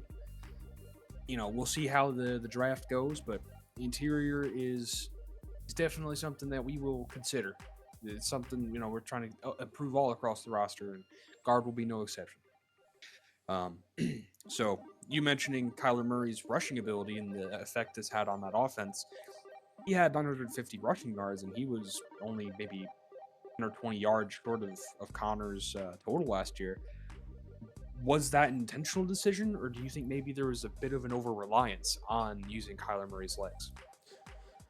Well, I would say part of it was intentional, obviously bringing in some designed run plays. Obviously, we love working in the option plays into our offense, and it brings a lot of diversity, and it really just varies on how the opponents play that option play. It just so happened that teams often preferred to attack Connor on the run versus Kyler, and that he had some big runs for sure. And some of it was after just on a pass play and Kyler just rolling out, finding space. And sometimes that's just one of those things that he brings to your offense that you don't intend to plan into your scheme. But it definitely gives us another option. So I don't think it's an issue necessarily. Obviously, we love James Conner. We love Trey Benson. And there is going to be issues with maybe people looking at the yardage, seeing why aren't these guys getting the yards they should be. Well, to be honest, we don't care about the yardage as long as we're winning games. And I think we're going to continue with this great rushing offense next year.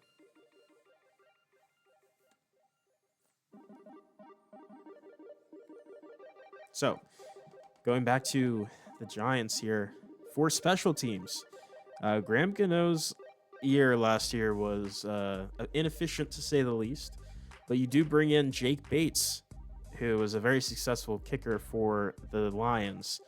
And along with that, who's going to play with the returner role with Montreal Washington leaving in free agency? Well, Jake Bates is a stellar young man ever since he came into the NFL through, the other league. He's been absolutely incredible, and when we saw him, we knew we needed to try to get him. And he retired. He definitely played football on this team, so he props to him. Hopefully he has a good retirement. But I think Jake Bates will hopefully prove why he's a good kicker here in New York and display that for us, and we have all the confidence in him to do that. As for returner, Montreal Washington, he was a very a very solid special teamer, and he had a big role in this offense, or not this offense, on the special teams. But as for who was going to play in his place, you have a couple of ideas. Maybe thought about maybe even Tyrone Tracy, but currently we're leaning towards Jalen Hyatt to take that, but you never really know. I think we'll see after the draft and see what we get through that and make a decision then. So back to the Arizona Cardinals on the topic of their run game, winning them football games. Trey Benson seemed to kind of step up as the emerging superstar on that offense, and he was averaging a lot, I think, more yardage on his carries. He did have less yards, but also, obviously you're looking at yardage per play and how efficient he was. Can we expect to see Trey Benson maybe taking more of a role as James Conner is entering his age 31 season? What do we expect to see there? Well, I think Trey Benson is very much impressed. We went into last year kind of leaning into a maybe 70% to 30% split between Conner and Benson. I think Benson obviously proved himself to earn some more touches, and that doesn't take away from James Conner because obviously he's a tremendous back still. But it definitely helps, I think, both of them to have more of a split, an even split, and I think we're going to continue with that. Even with, you mentioned Conner going on to his 31-year-old season, right? And there's the narrative about running backs, losing a step and kind of falling off a cliff at this age and stuff like that. But we're not really worried, and we're going to continue with this 50-50 split, and I think both guys are going to be really key parts of our offense next year. Back to the Giants. So we saw Scadaboo went down with a couple injuries throughout some games. The ankle was a concern in the late season, especially. He didn't miss any games, but there still has to be concern there with the bumps and bruises that you get as a running back with that very physical position he's playing and the already physical type of football he likes to play. Are we a little concerned there in New York's training staff? Is there more precautions taken for Scadaboo? Well, it starts with he's young. That was his first year. He, despite all those bumps, as you said, splitting carries with Tyrone Tracy, offensive rookie of the year, right? He brought something to this offense that can't be matched, and his role on this offense is not quite replaceable, I would say.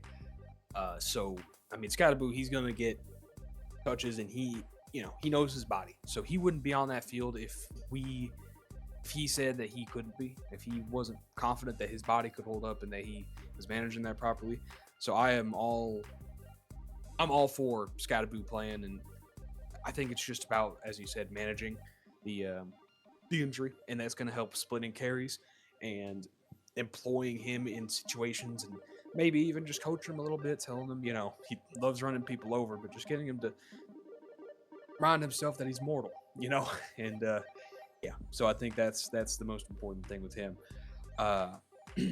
So going back to the defense, we're going to talk about that pass rush. Baron Browning did have a pretty good season. I think he notched, I believe, 10 sacks when all was said and done in the regular season. But how much confidence is there in Arizona about the pass rushing group outside of Walter Nolan? What's the look up there? Well, I'd say we feel really good about our pass rush. Obviously, Walter Nolan, don't have to really mention him in this conversation because he was incredible last year. But outside of him, Baron Browning, he produced pretty well. He obviously early in the training camp last season won that starting job and never looked back. And he was kind of a mainstay there, and we expect that production from him again. And we actually do really love Josh Sweat's ability as a pass rusher too. He maybe not didn't have as many of the stats you look for, but I think the stats that don't show up on paper are where he thrived, and is kind of what led guys like Baron Browning and Walter Nolan to have those better numbers as well. So we're very happy with those three. Obviously, the other spot on the D line is up for grabs right now. Calais Campbell leaving.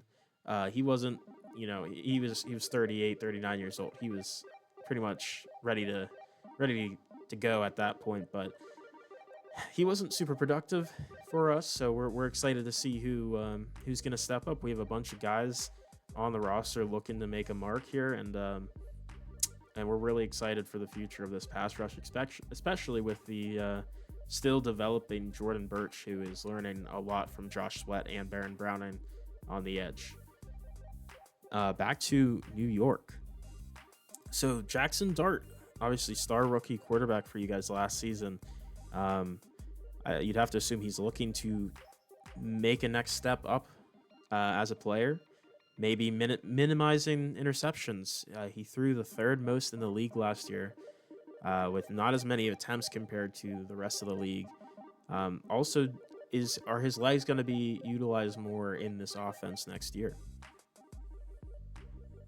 Well, Jackson Dart he's an athlete, and he has the ability to run it when we ask him to, but it's just his handling of the offense is more than, it's stellar. And I think he'll run it if he sees that's the best way to get yards or move forward, and he'll throw it if that's the best way for him to move forward. So we're working with him to help him kind of make sure he's diagnosing every situation with as much accuracy as possible, and also just being able to trust his backs, Tracy and Scadaboo, whenever he sees something, or whenever the backs see something, the offense is communicating, just getting them to all work together with each other, with our coordinators, with everyone on this staff. So I think Jackson Dart, well,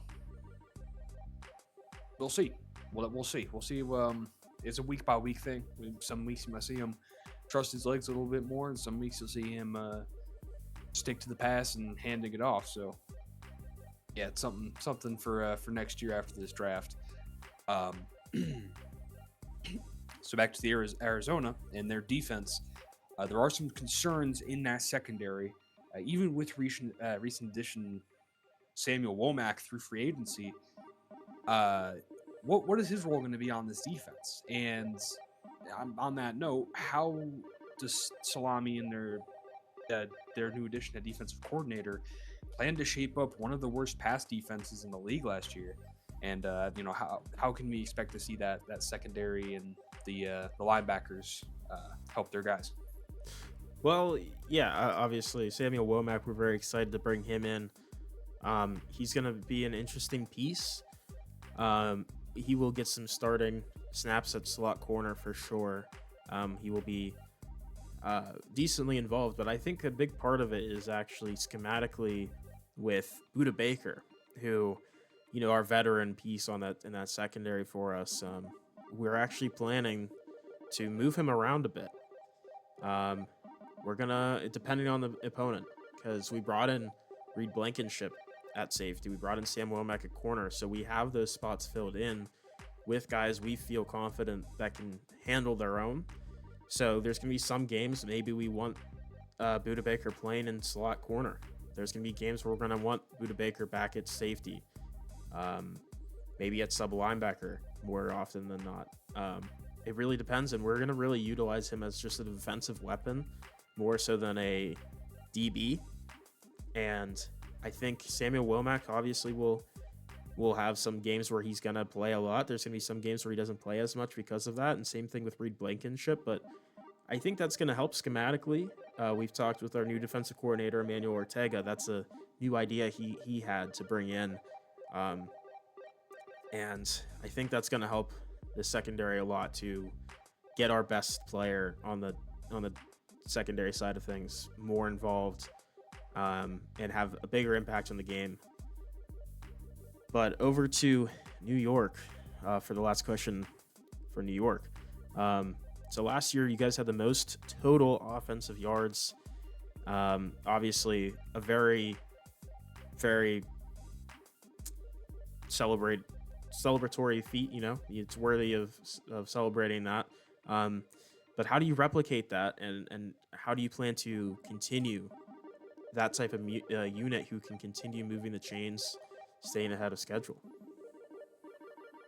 Yeah, well, I mean, you said it. This is a team that we preach getting first downs. It's not about, you know, going down and making big plays. It's really just about staying ahead of schedule and making sure that you're progressing and scoring touchdowns. And best way to do that is to stay ahead of the sticks. And we have a multitude of ways to do that with the run, through the air, with Jackson Dart's legs, with other people's legs, and Malik Neighbors, of course. Just so many options, right? And it's all about getting first down. It's our focus. It's really just what any good team needs to do to succeed is, don't look too far ahead. It's one play at a time.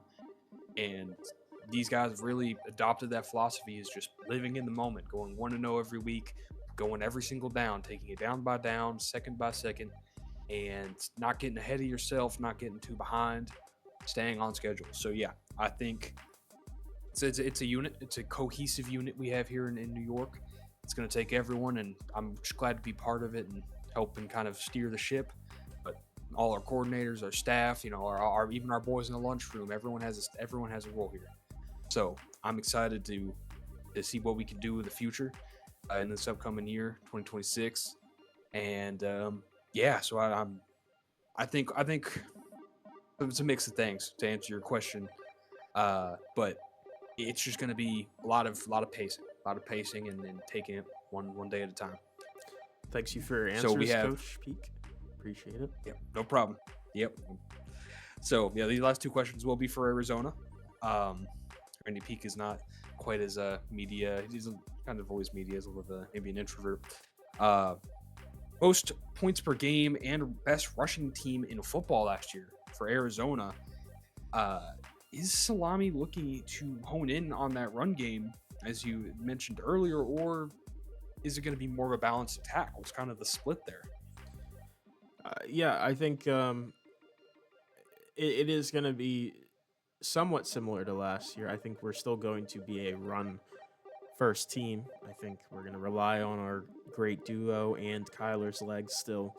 But we do want to get the pass more involved. I think it is important to stay balanced and not let ourselves be one-dimensional.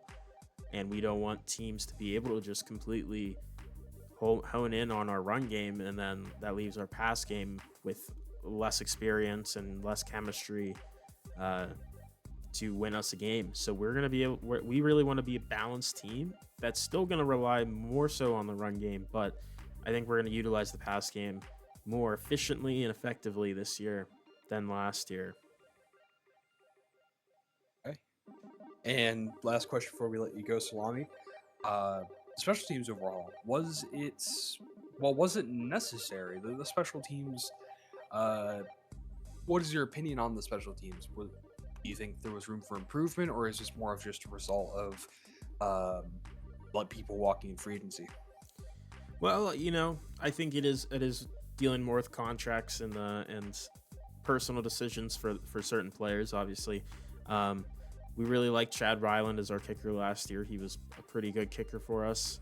He wanted to see what else was out there, and we respect him for that decision. And same thing with Gillikin, our punter.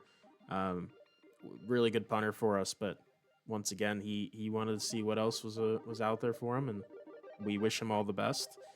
For our return game too, that's kind of similar. Kytrell Clark, obviously, he was a big part of our special teams on the return game, splitting that with DeMarcado, who also left. And both those guys were very effective, and they really wanted to just have more of a role, because I think both those guys definitely deserve that. We just didn't have that spot for us. We have a lot of depth in our secondary. We have a lot of depth in our running game, our running back group, and I think those guys deserve some some chances to start out there in the league somewhere. So by by just the fact of all those players wanting a new start, we did have to make this change, and I think we're very happy with the moves we made. Obviously, we brought in Brandon Aubrey. I think he's second best kicker in the league at this point, right behind Chris Boswell. I'm not gonna really talk too much about that, but we do really like what Aubrey brings to the table. And Ryan Stonehouse at punter, we love what he's done at the punter position. Obviously, we don't want to have him too involved because we want to be scoring, but he definitely is going to be a nice punter for the situations we need him. And then on the return game, it's going to be it's still in talks of who's going to be taking up those roles, but we're excited to see with whoever we bring in the draft here if they affect this decision. But we will see come training camp who's going to be in the running, and we'll have a decision by the time the season starts. So thank you for your question. Sounds like one of the best special teams units. Wow, you have Stonehouse and Brandon Aubrey. That's I don't know. I think that might be the best special teams unit. I appreciate it. Yep. All right. That's all I think for time, Tommy Salami. Thank you. All right, and now after those questions, we are back to draft time. Obviously, a lot on both of our plates here. But yes, so I actually do want to point out that Tedero McMillan is apparently looking for a quarterback in this draft. That is very interesting. Obviously, Bryce Young's still there in Carolina. I think it'll be an interesting situation. There are some quarterbacks, and they are picking pretty early. They are at pick 3 right now, so they have their pick of the litter at quarterbacks there. We will see, obviously, if they decide to do that. But I mean, that's very possible. You also see that Joe Burrow really wants an upgrade at the O-line, which I think he's been asking for years for that. And at pick 7 for the Bengals, they have a shot again. I mean, the mock draft doesn't really have any linemen going before their pick, so they could have pretty much anyone they want if they decide to go that way. Last notable thing here on the top stories side of things, we see Dennis Stern, obviously top 5 pick here projected. It seems like he's on the top of most people's boards here to go to Tennessee. Although it does seem like Ridgeway has been more of their favorite, at least from reports. What do you think? Do you think we could see Dennis Stern taken at the top of the draft here to the Titans? Absolutely, they're very similar prospects.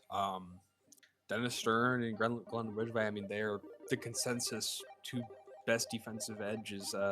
Maybe aside from Hargrove, it's up there as well. But I mean, I don't think Hargrove's going 1 or 2 for some reasons we'll get into later. But I think between Ridgeway and Stern, it's a toss-up. Depends what you're looking for. I think.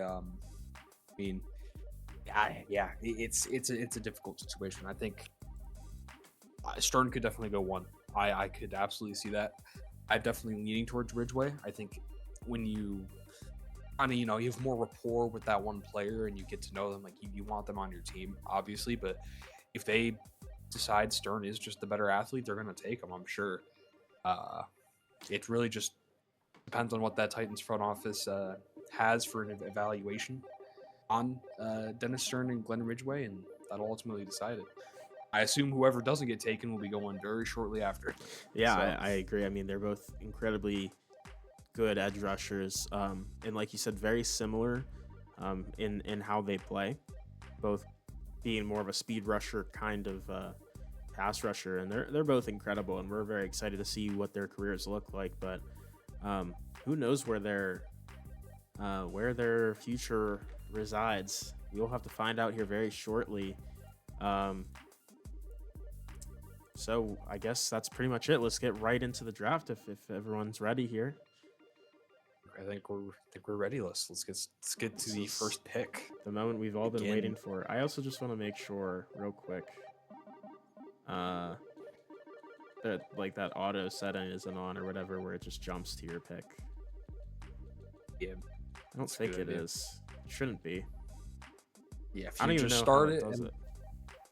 I think, well, I think usually I don't know how if there's an auto thing, but I know you can do it manually, like jumping the Yeah. pick, so you should be Yeah. fine All if you right. just start it. And here Let's get we to it. go. Welcome, everyone, to the 2026 NFL Draft. And we are very excited for this event here today. Obviously, Tennessee Titans, we were just talking about Stern as maybe their pick. But I know both of you and I, in our mock drafts, both of them have Ridgeway from North Dakota State. I think Ridgeway's their favorite, but we'll have to see. Their pick is it's taken. We're gonna see the very first pick of this draft in just a few moments. It's between those two. It's between Stern and Ridgeway. I mean, I think everyone's expecting Ridgeway, but it could very easily could be a bit of a turn, instantly throw off. Oh, and the pick is projections. in. Roger Goodell Pick is in. going up to the podium, and it is gonna be Glenn Ridgeway. Glenn Mother-loving Ridgeway out of North Dakota State, a very small school, repping a first overall pick in this draft. I mean, well deserved, right? This kid is an absolute monster. Yeah, you wanna talk about his stats on the last year? Yeah, let's. You want to pause? I don't know. I might move it too quickly. Yeah, no, we'll take a pause there. So, yeah, Glenn Ridgeway, he is, I would say, probably the best.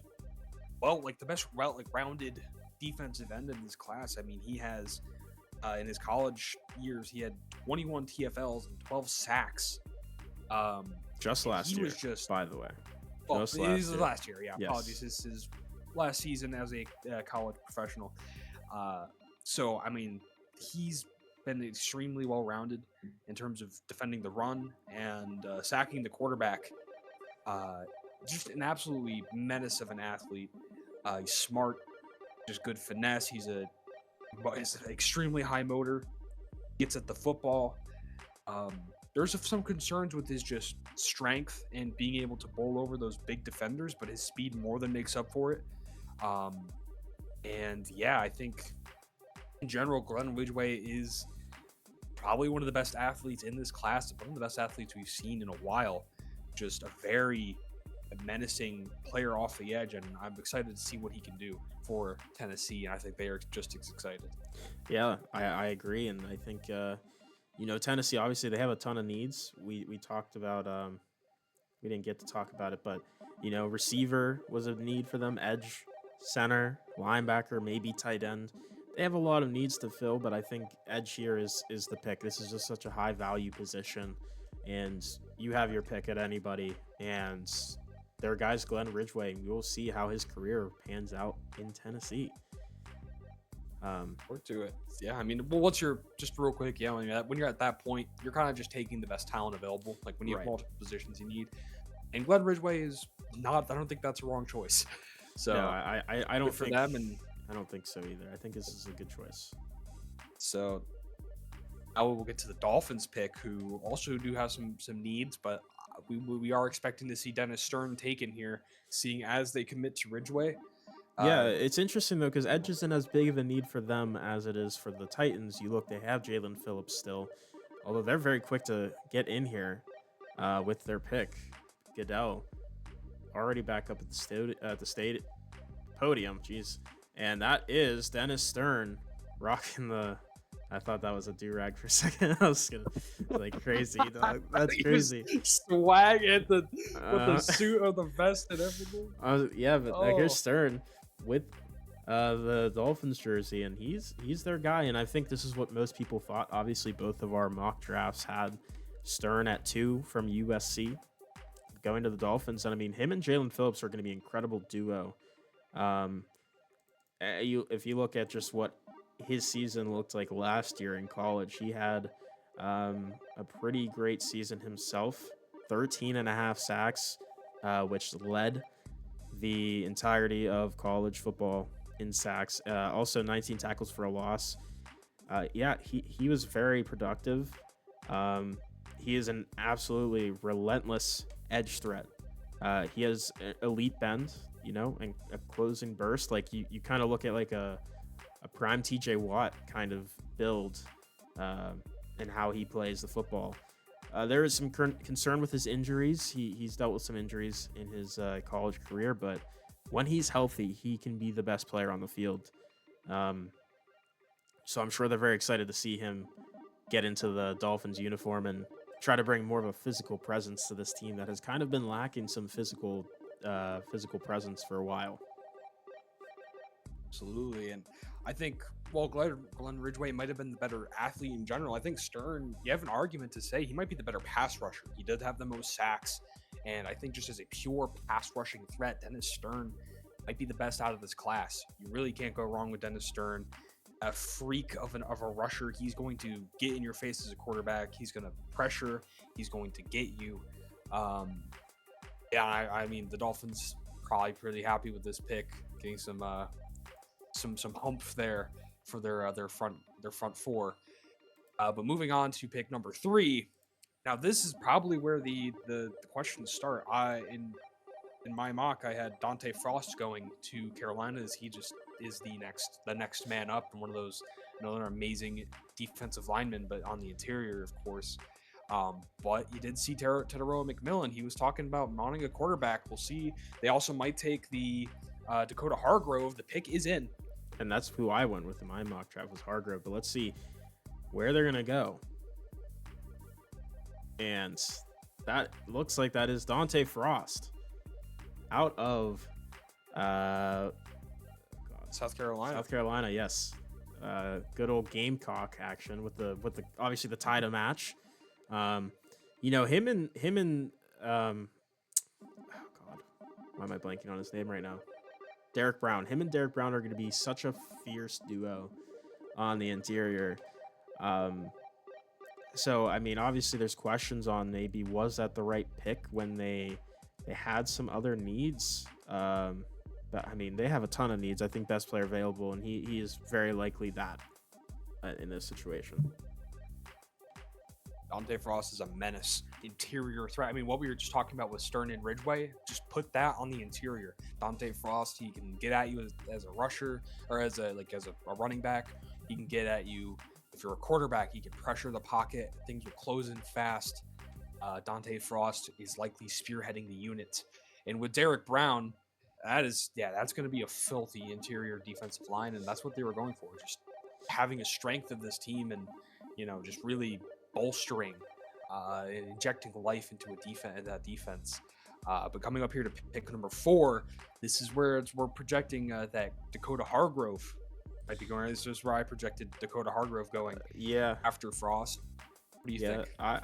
Originally I was picking Hargrove, and then I switched it in my most recent mock to Frost. But if Hargrove's available, I think that's where they go. They really need an edge rusher on the opposite side of Montez Sweat here.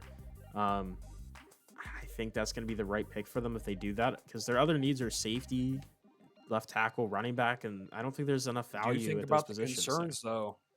You have the concerns with Dakota Hargrove if they end up taking him. And that looks like that is Hargrove. Dakota Hargrove coming in here at pick 4 out of LSU.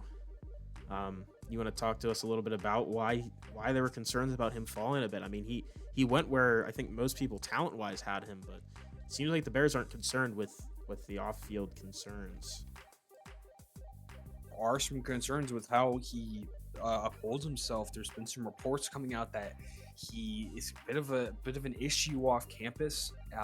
He's apparently there's just allegations of some things, like he might have been in a bar fight, in a few other situations around LSU's campus, where people were, he was apparently there's this one where the bar near Tigerland after a big home win, witnesses said Hargrove took offense to a heckler wearing an Alabama hoodie, and he got into a bit of a scuffle there. There was apparently police were called after a late night argument with a teammate during a celebration. I mean, just Dakota Hargrove, he kind of just he's had some issues, some disciplinary issues. He's had some issues showing up for team meetings and such.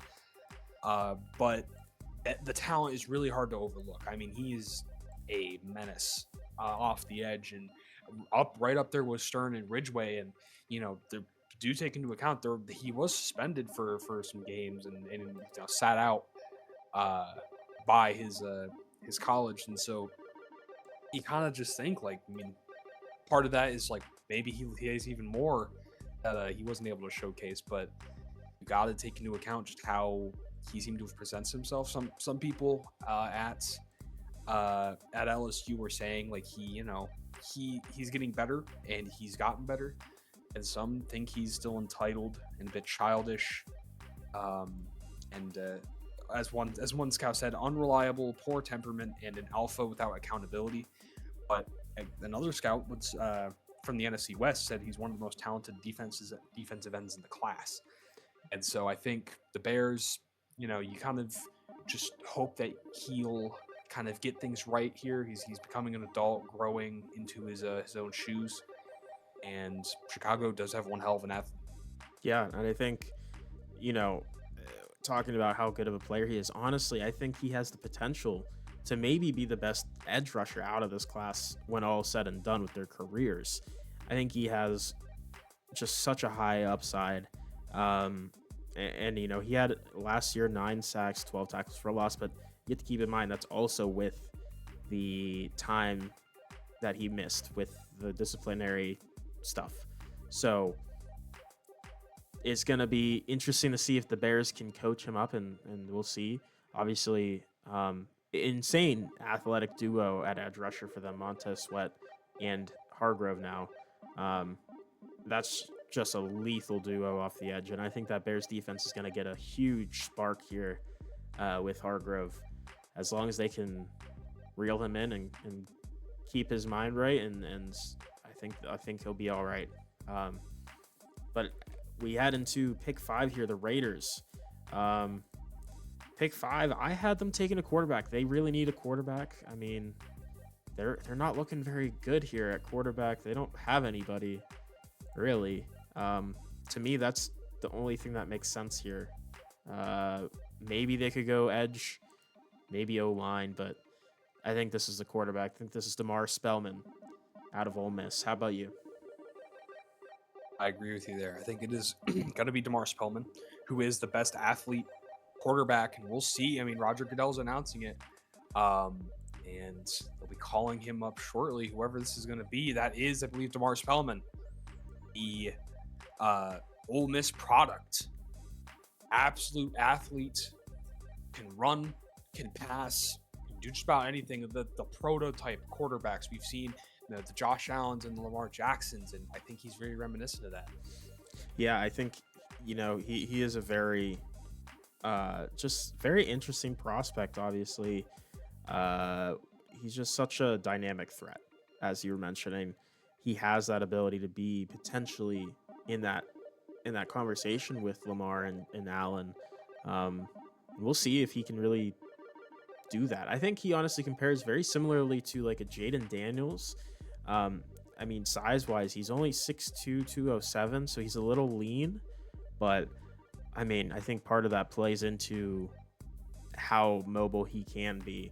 And obviously, last season, you look at his statistics, almost 3,900 yards, 33 touchdowns, 8 picks, 68 completion percentage, had 760 yards on the ground with 10 touchdowns. I think he is the type of player that the Raiders need. You look at their offense, it's already kind of filled with some like really elite prospects with Ashton Genty at running back, Brock Bowers at tight end. You throw Spellman in here, I think that offense is really dangerous. But that all depends on if they can address their needs at the O-line spot here in the later portions of the draft. But I think this is the right pick, and they did a good thing here. Hopefully Damar Spellman will answer their long search for a quarterback and a leader here in Vegas. But going on to the Rams, a taunted division rival of Arizona, they'll be on the clock here. I do have them projected to take a quarterback as well with Stafford out of the building.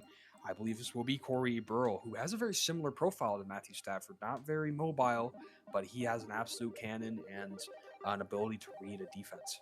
Yeah, I mean, obviously went to Stanford, so that's a very what's the word, prestigious school. So he's very smart. Well, we'll see here if he's going to be the pick. I think he would fit really perfectly in this offense. Um, let's see, and that looks like that is him wearing That is Corey. wearing the Stanford red tie. Looking very classy, very well put I think together. we're seeing different things. For me, he's wearing he's like a turtleneck or something. Oh, I see. Okay, cool.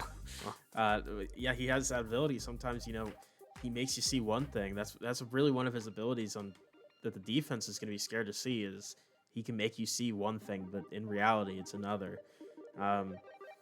Yeah, I mean, he is very similar to Stafford, which is, I think, this is one of the spots where it works well for him to be here.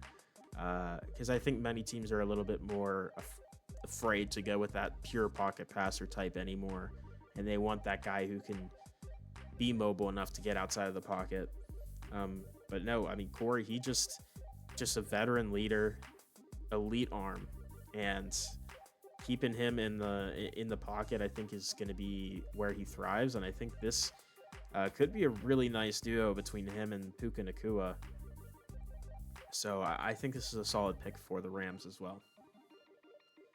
I agree. So, yeah, Corey Burrell, hopefully, well, maybe not hopefully for you, but we'll see if Corey Burrell can be what LA wants. And coming into pick 7, we did have the 4 defensive linemen here in the first 4 rounds. We had a bit of a break with the 2 quarterbacks, of course, and I do project this. Everything's projected so far, I think, pretty accurately in my draft mock. So pick 7 for me is going to be Reed Hastings. I believe they're going to go right back to the trenches in this loaded class. And I think that they're going to get a guy who can help this defense. I agree. And that's who I have too. Obviously, they need help on the O-line, but I think this guy's just too good to pass up, and they need a D-tackle.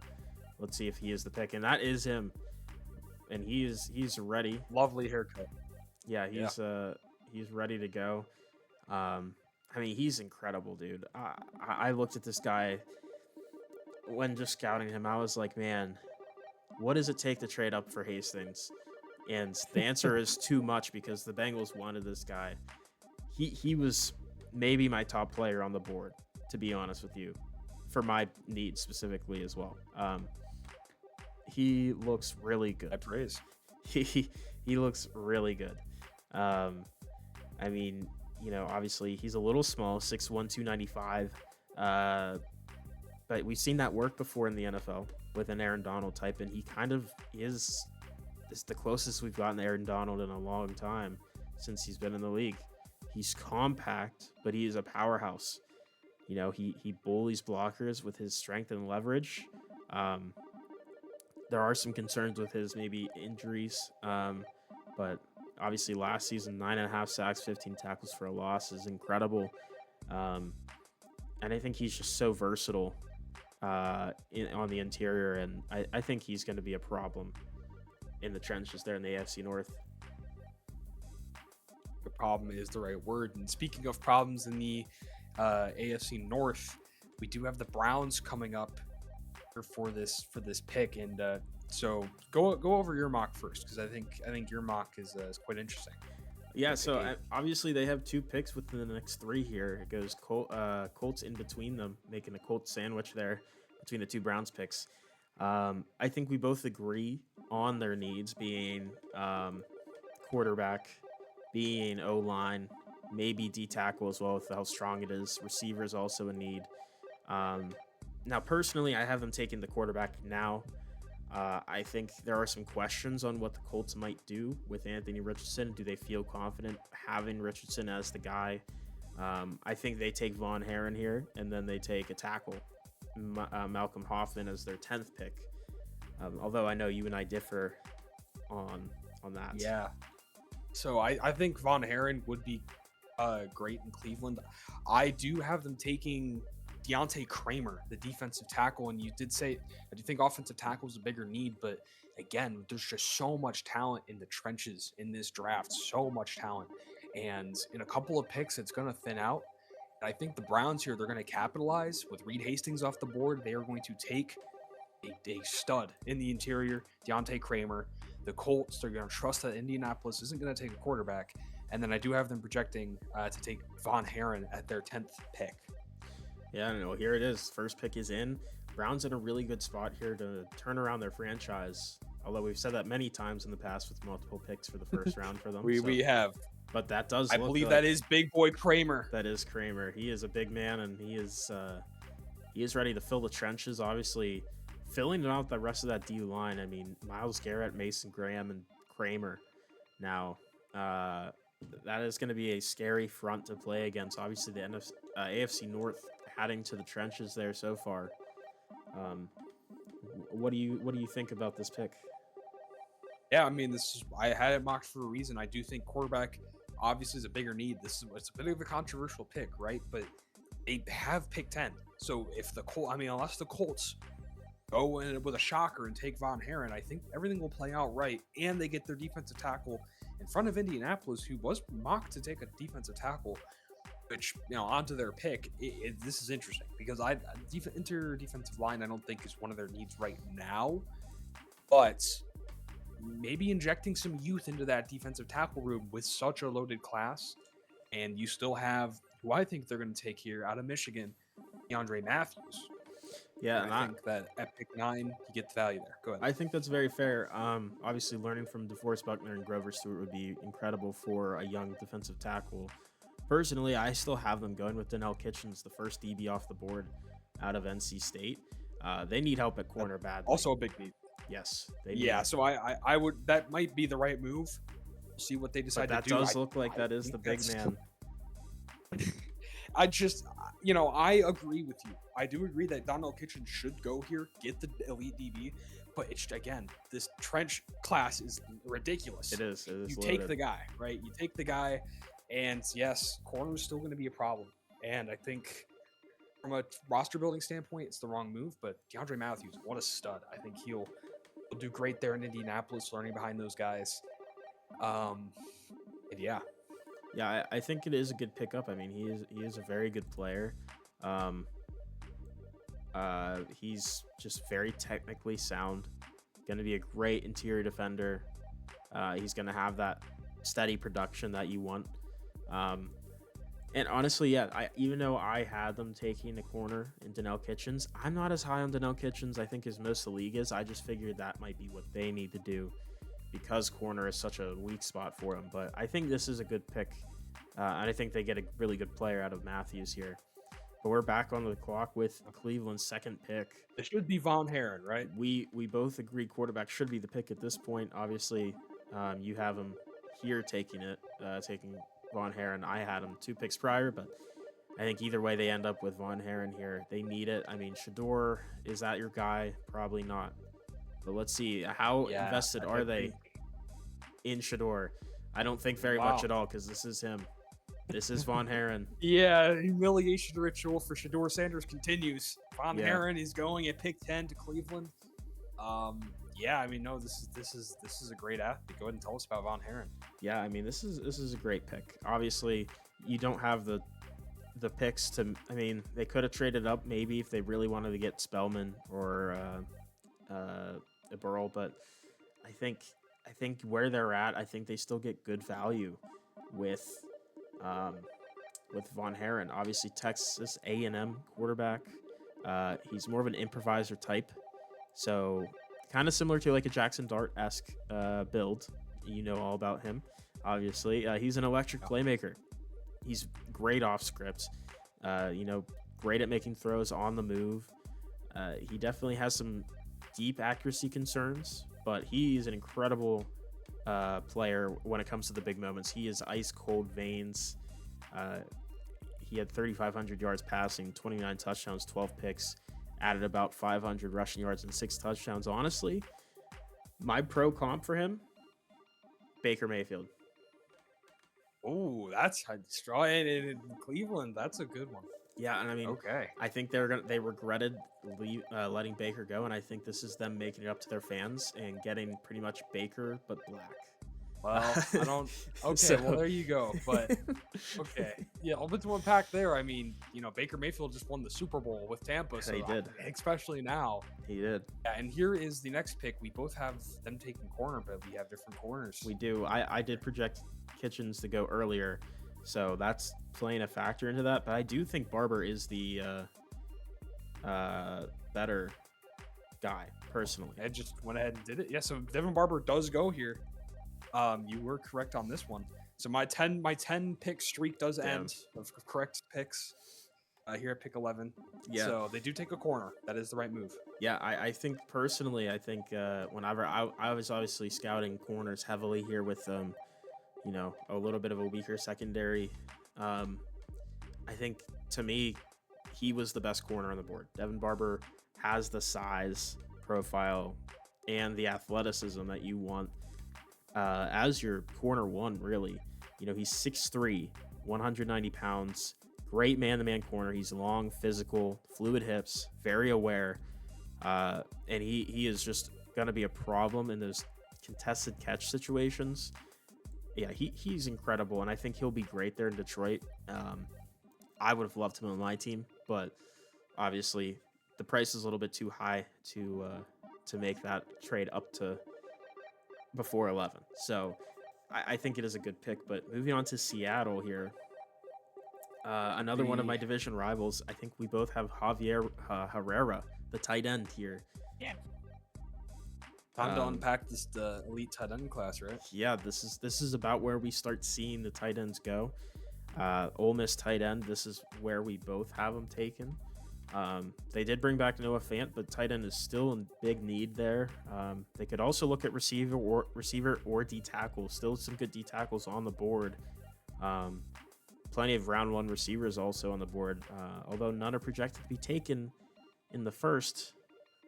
See, I mean, you never know. They could always, those mocks, they aren't made by the teams themselves, right? They're by analysts and such, and Seahawks might like what they have in Malcolm Rainey or some other receiver, or they might also figure trenches. You never know, and this is going to be a very interesting pick. Yeah, I mean, is ticking. They're going to take the guy that we've all had mocked to him, Javier Herrera. Yeah. And what do you think about this guy? I know you were pretty high on elite run blocker, elite pass catcher, elite player, elite best.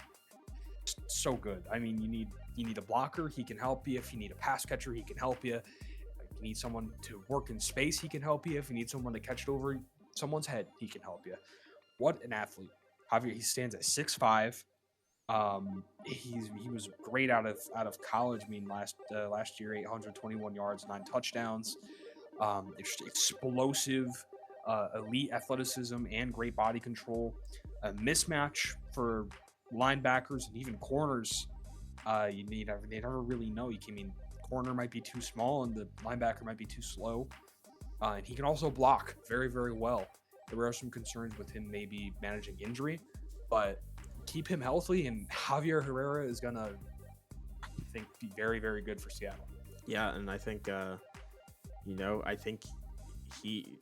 think similarly compares to Brock Bowers, who we saw drafted to the Raiders, which is where Herrera's quarterback got drafted to in DeMar Spellman. So kind of some interesting connections there. That was a crazy duo, by the way, in college. What an insane duo.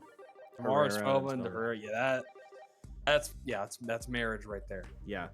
And yeah, Herrera's going to be an issue. Obviously, him and JSN and Kenneth Walker, those three are going to be just such a tough trio to defend. And I hate seeing that because that is, again, another really good player. NFC West, looking tough. I mean, Rams might have their franchise quarterback. The Seahawks getting better with that tight end pick. Niners, we already know are contenders. It's going to be quite a division. Yeah, and that brings us to the next pick with the Chargers at pick 13. And I believe we both have different picks. No, we do have both the same pick. Jalen Thomas, the tight end out of Washington State, seems to be where we're aligned at. They haven't really done anything to the tight end group here. They do still need edge. They need corner, linebacker, receiver, maybe. But I think tight end seems like the big point of improvement here. Another weapon for their man, right? Justin Herbert, for Mr. Hypothetical. They're trying to still show that he is not hypothetical and he is, in fact, Mr. Fact. Mr. Fact. Yeah, I mean, I think tight end here would be a huge addition here. Obviously, him, Lad McConkey, and Marion Hampton would be a nice trio for Herbert to have, along with those elite tackles that they have. I think that offense could be really good to round out this team. And Jalen Thomas is the pick. And everything kind of playing out as we expected. A couple minor changes with the Devin, So our mocks are kind of interchangeably correct and incorrect. Right. If we meshed our two mocks together, we'd have every pick correct. Right. Yeah, I mean, he's a very good tight end out of Washington State. Obviously, a bit of a smaller school, but didn't matter. He dominated to the point of being picked here at 13. Just really reliable hands, great after the catch. He'll be an incredible safety valve for Herbert, and it'll be very interesting to see how that offense looks. And continuing on, we go to the Packers, who they have a ton of needs actually. Even though they're a very good team, they have some not a ton of needs. Sorry, I was looking at the Panthers. They could use interior offensive line, but obviously there's no one here that we're really looking at. But D tackle and corner are big needs here, maybe edge. So keep an eye on some of those guys. I mean, you have Trent Pierce, I believe. Yeah, Trent Pierce landing here, and I do have Donnell Kitchens, or not Donnell. Sorry, I have Devin Barber. Let me see. Who's Devin gone. Barber. So I believe Donnell Kitchens will go in his place, of course, because Devin Barber was taken by the Lions. So just kind of switching those around, right? So Devin Barber to the Lions, and now I think Donnell Kitchens will go to Green Bay. But defensive tackle, I mean, there's also quite a treat there. So yeah, I think Trent Pierce would be the best player available at this point for the Packers in terms of what fits their needs as well. And they do go with Pierce. They do. Big Alabama. Can't go wrong with him. Tell us about Trent Pierce. Oof. Yeah, he's a very good player too. Obviously, incredible power rusher on the interior. He is tough to block. He also, where is my notes on him? Oh, there he is. Yeah, no, he's a big dude. He's very compact though. 6'1", 306. He's kind of a bowling ball. At Oliver, he's kind of comparison. He's also a very good athlete for his size. Very smart, great at pass rushing, a pretty good run stopper as well. And he's honestly not terrible as a finesse rusher, speed rusher. He uses all the moves that you look for. There's just some injury concerns, and there's some disciplinary issues. He has been ejected from a game or two in his college career, and he's had some penalties called on him. So we'll have to keep an eye on how that develops into his future here in Green Bay. But I think that's a great pick for talent-wise.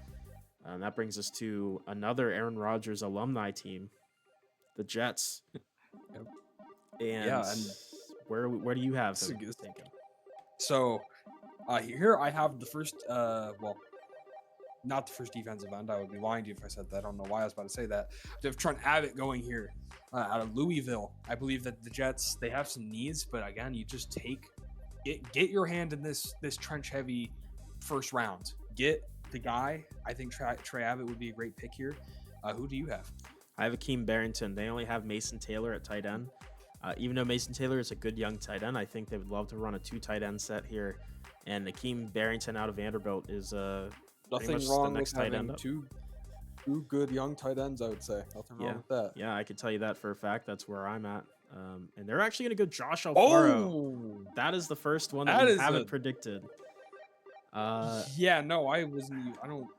Wow. Okay. Yeah, I mean, I didn't have him in my first round mock, but that doesn't mean I don't think he's a great player. I actually think he's an incredible player. Yeah, I had him a little bit later down the board. I just thought he would get overshadowed. Yeah, and he was, I mean, comparatively, but he's still pick 15. The Jets just see the athlete and they take it. Give us the rundown on Alfaro here. Yeah, man, I will tell you, kind of disappointed not to see him fall. He was one of my guys I would maybe have made a move up for if he was still available at a certain point. But he is just such a great athlete, and he's super smart, and he's just such a balanced player. He's not incredible at anything specifically, but he is a very good player in all facets of the game that you want at the interior defensive line spot. He is just really good. And I am surprised that he went here, but I do think this is an incredible pick for the Jets, and they get him next to Quinnen Williams. I think that's an incredible duo. And I mean, that's not even one of their needs. We obviously listed them needing DB, receiver, tight end, maybe quarterback, maybe edge rusher, but they decided to take who they think's the best player available. And I mean, I think he is incredible. So I think it's a good pick. Yeah, Alfaro, I think he's going to do wonders for that Jets defensive line, and just continuing that defensive heavy kind of philosophy from that New York Jets squad. And here coming into pick 16, this is where I had Trent Pierce going. I thought he would take a little bit of a slide and land here, but I couldn't have. I feel like it's pretty wrong at this point because Pierce and Alfaro. So I think we might have underestimated how much defensive tackle would be bidded on here. Who do you have the Saints taking? I actually have him. I haven't taken Elliott Folds out of Boston College, the quarterback. I don't know if they're sold on Spencer Rattler or Tyler Shook here in New Orleans. So they obviously have more needs. They obviously could use a D tackle. They could use a corner. Donnell Kitchens is on the board. They could also use a tight end themselves. Akeem Barrington's still on the board, but I don't know. I think Folds is a pretty solid prospect, and I just don't think they're sold on those two guys that they have in the room right now. And they didn't sign anyone. They didn't add to the room in free agency, so that's why I'm leaning towards quarterback. Yeah, that's fair. I part of me thinks that they might just ride one more season out with Rattler and build the team around him. But you can't go wrong with just getting a quarterback who there's a lot of problems with Folds. But I think if I had to repick, I might go Donnell Kitchens here, or maybe go with Akeem Barrington, kind of reaching up a little bit because I have him going a bit later. But they might. Akeem Barrington would not be a bad pick for New Orleans. But Folds definitely would fit the need. Donnell Kitchens, I mean, I think between those three guys, definitely would say, or they could eat a shotgun. I mean, after that first shakeup with Alfaro to the Jets, and they will go Donnell Kitchens. There you go. Tell us about Donnell Kitchens. I mean, he's kind of dropped from where you thought he was going to be, along with me. Yeah, I also thought he was going to be picked earlier. Donnell Kitchens, I do agree. I think Devin Barber might be a little bit better just as a prospect, but Donnell Kitchens is pretty good. And especially for the value you're getting him, I think you're getting a very nice corner. He's sticky in man, quick feet. It's high instincts. That's what you need as a corner. Does have health. It does slow him down a little bit in college.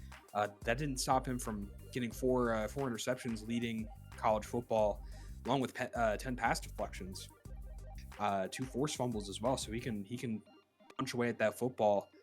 I think Donnell Kitchens a little bit shorter than Barber, well, actually a few inches shorter than Barber, but a little thickier. He gets in your hip more, and it's kind of just athleticism versus technique, right? I think Donnell Kitchens is an excellent corner, and going to New Orleans, I think they coach him well, and Donnell Kitchens can be a corner you don't want to pass towards.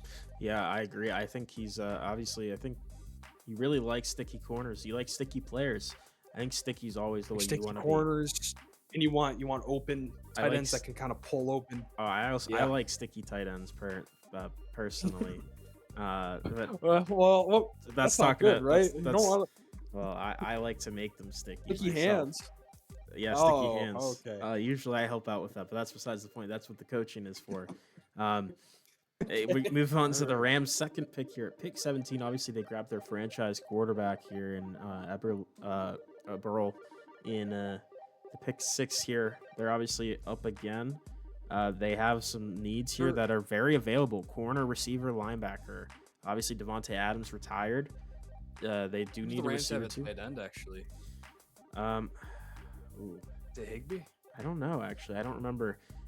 Although they did trade for Darius Slayton from your Giants, so maybe they don't want receiver as much. Personally, I had them taking Silas Cleary, the corner out of Miami. Yeah, so I think he is good. He's a great zone corner. He doesn't fit my scheme. I was never high on him in my scheme, but I think if he's utilized in a correct scheme, I think he can be really good.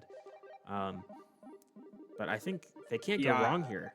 To be honest, there's a lot of their needs are still on the board definitely. here. So Yeah, I mean, I was very high on Cleary because I run a lot of zone defense, and Silas Cleary, he plays a lot of zone. He's rangy. It's just gets to where he needs to be in the zone, is smart. And Silas Cleary's a great defensive back, and LA wouldn't go wrong taking Cleary. They might also take Barrington. They might just try to get a weapon for another weapon for right. their rookie quarterback. They could also go with a I mean, receiver, which would be a shocker because we haven't seen one yet. But they're not going to do any of those things. They're actually going to oh, take the blindside protection for their franchise quarterback in the first lineman, which is crazy that there hasn't been a lineman prior to this pick. But first one is Malcolm Hoffman, the yeah, left tackle. a lot of trenches on the defensive line, and now we're starting to see offensive line getting their trench love here. Pick 17, get a blindside protector for your rookie quarterback. That's also a great decision. Yeah. Can't go wrong with that. I mean, LA's making the right moves, I think. Yeah, I just kind of assumed Alaric Jackson they were comfortable with starting at left tackle. I think he's a decent guy, but clearly they want to make sure he is protected, and they bring in the really good tackle out Always of wear UCLA. protection, especially Oh yeah, if you're young. Always wear protection. yeah. Very good. But no, he's a good tackle. I just didn't expect him to be the pick here. Yeah, I thought they might go defense after getting their quarterback, Yeah, but I but mean, it hey, makes sense. Get your blindside guy. invest in that pick. Right. Um, There's also the chemistry that goes into being first round picks, like right. you are Burrow and Hoffman kind of coming in. That's a lot of chemistry, a lot of Yeah, that's a good thing. I yeah. think. I think it is a good pick, and that does take us to Washington's first pick at 18. Their needs right now are linebacker, edge, and maybe tight end, depending on how they feel about their guys right now. And I know before I had them taking Barrington. You do have Barrington as the pick, the tight Yeah, end we out of switched Vanderbilt. that. We did. You had Barrington Uh, free free yeah, agency. yeah. And I changed to Tyson Jones. I think he's kind of gone up the boards recently after the combine and pro days. And I think they need edge really badly. They don't really have much there. So I think Tyson Jones is just the best edge available. And he is very good. But we will see if that's where they go. I do kind of feel like Barrington might be the pick here, though. I think you might be right. Barrington would make sense. I had them taking tight end either way. I had Dane Myers initially here at pick 18, but then you kind of see Akeem kind of climbed up a lot of boards. And I think that he is the favorite here to go to Washington. I wouldn't be surprised if Dane Myers got taken, but I think Akeem Barrington is my pick. Yeah. And we'll see here. They take actually another tackle, and that's going to be a fucking disaster for me. Because I love Twan Morgan personally. I don't know about you. Yeah, no, I some of these late round tackles. I was looking at Juan Morgan. Mm-hmm. That is suck for me as well. I did like Juan Morgan. I liked what he offered, and Commanders liked what they offered too, and decided to take him there. Yeah, I mean, I think he's obviously huge, 6'8", 332 out of LSU, and with that obviously comes with his elite strength. But he's also a pretty good athlete at that spot too. It's not like he's slow. He's a good athlete. He's smart, great pass blocker, really can move out there and get into the screen game. The concerns were his injury issues. Obviously, being a bigger guy, he has some knee concerns. And he's also not great against the speed rushers, but I think he's an incredible tackle.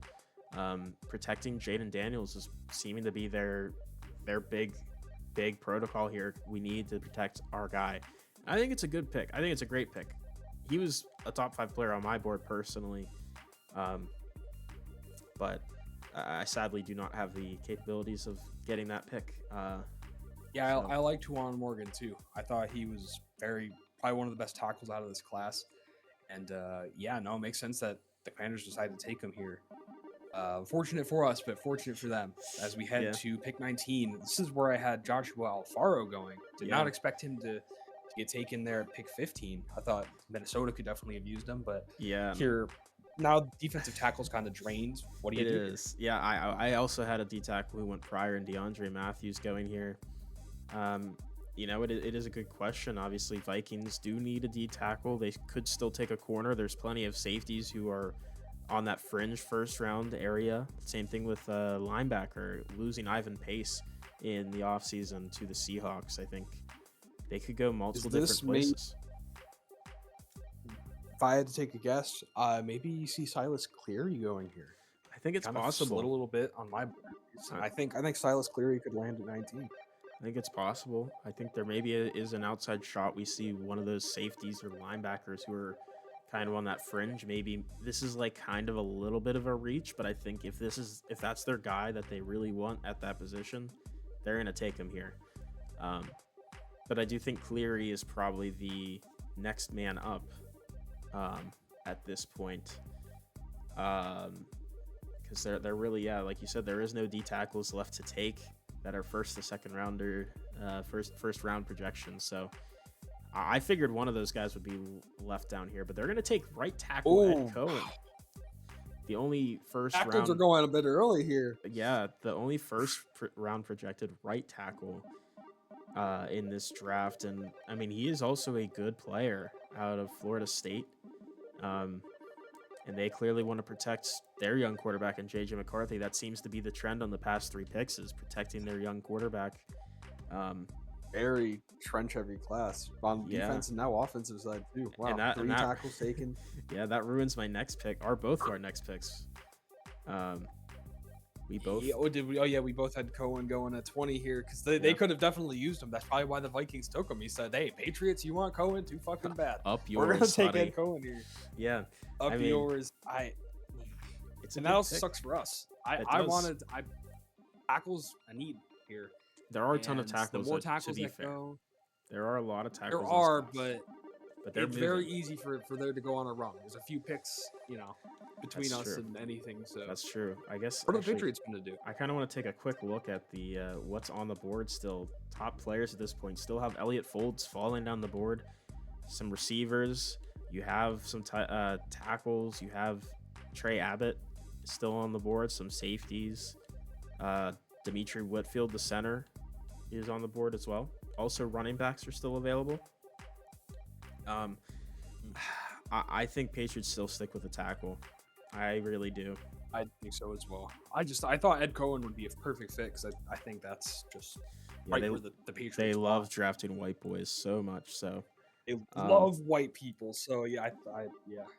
no, I think they could really use O line anywhere. So I wouldn't be shocked, honestly, by any of the linemen that are still available. There's a ton of them. Jeff Glover, Dom Higgins, Eric Perez, Emmanuel Curtis, Will Carr, Ross Barden, Dimitri Whitfield, Lance Mason, I think are all very possible at this pick. And I think if they don't go O line, I will be shocked. Yeah, they would maybe receiver. I don't think so. I think you go tackle here. Yeah, I There's mean, an outside shot. You could see Malcolm Rainey at 20. That's my sure. only other guess. I think otherwise you go tackle, right? Wow. Stylus Cleary. Okay. Wow. Okay, so they're gonna They pair up spotted. Yeah, go ahead. Silas Cleary with Christian Gonzalez at corner. It's not a bad decision. It's shocking, but I mean, Yeah. it makes sense. Just get a guy. Get the guy. I mean, Silas Cleary was. I definitely projected him going earlier at 17. I mean, he opens up here at pick 20. Your guy got taken at Ed Cohen, I assume. So get Silas Cleary. Get a great athlete there in the secondary. What do you think? Yeah, I think him and Christian Gonzalez are very similar in terms of their size. They're both very rangy. They like those guys clearly in New England, and bringing in Silas Cleary, I think that's going to be a nice duo for a long time. I do just feel a little bit concerned about Drake May's protection there, but I obviously there's great depth down the board if they You know, if Yeah, they you did mention that. if they are willing to take that chance, because I think we've seen the run on tackles here. It can continue, and I can tell you it's very likely there's at least 2 more tackles taken in this draft in the first round. Um, but that heads us to the Cowboys pick at 21. Speaking of tackles, yeah, here at 21, this is where I had Malcolm Hoffman going. I didn't Right. expect the Rams taking him here. I think Yeah. tackle's still in question. I think they'll go tackle, if I'm guessing. I originally think I did go tackle, but I actually switched it up because I saw their safety group. They don't really have anyone at all starting at safety. I haven't taken Byron Thomas out of Michigan, but I do think tackle is a very likely option here with the run on tackles happening. I think this could be a spot. I think maybe Ross Barden or Will Carr would fit very well here in Dallas. I think it's very possible we see either of those guys, but I don't know. I mean, there's been some picks here that we've definitely not predicted at all, so it's kept things interesting. Yeah, it's getting very interesting down the board here. Ever since really the Alfaro pick, things have been all out of whack. Yeah, yeah, that really has changed things because, like you said, we kind of, if you mush our 2 things together, we're kind of in the same spot. And I was right about the position, wrong about the player. Justin Potter out of Georgia, he's a good player. I'm only give you points for that though. That's a good snipe. Yeah, I definitely saw their need at safety. But good. Yeah, I mean, they clearly it was just who do they prefer more, and they clearly preferred Justin Potter out of Georgia. I mean, he is a very good athlete who's good in man coverage, has great pursuit, very smart. He's a good tackler. He's gonna be a good run defender. He's just really well-rounded. He does have some zone issues, but I think they can coach him up in that regard. But yeah, like I said, I think that need of free safety was just so big. And I think Jerry Jones is like, we need to just fill as many holes as we can. And I also want to know his penis size, is what he said after that. Shout out to that video if you've seen that. You know what I'm talking about. You know what I'm talking about. But besides the point, I think he's a good player. I just, it was really just whoever their favorite guy was, and they clearly like Justin Potter more than Byron Thomas, and that's fine. I think it's a good pick. For sure. So, I mean, they have a pretty poor defense. So. Yeah, no, that's a great read on your mock. I thought the trench run was going to get heavy here, and I thought they were just going to get their guy, get a tackle. Right. And it's just such a strong trench-heavy class, but they decided, positionally, their need was more important. And Justin Potter, you can't go wrong with him. Great athlete out of college. One of the best safeties out of this class. And I think Justin Potter will serve him well there at pick 21. We head in here to number 22, which will be Denver's pick. Let's take a look at what he had there. So I did have another tackle going. So I had Glover. Yeah. Jeff Glover out of South Carolina. I agree with the tackle. I do think it's going to be Emmanuel Curtis, though, out of Washington State. Personally, I would not like to see that, though, because I do like Curtis more than I like Glover personally. But I think this is a tackle. Garrett Bowles retired in the offseason.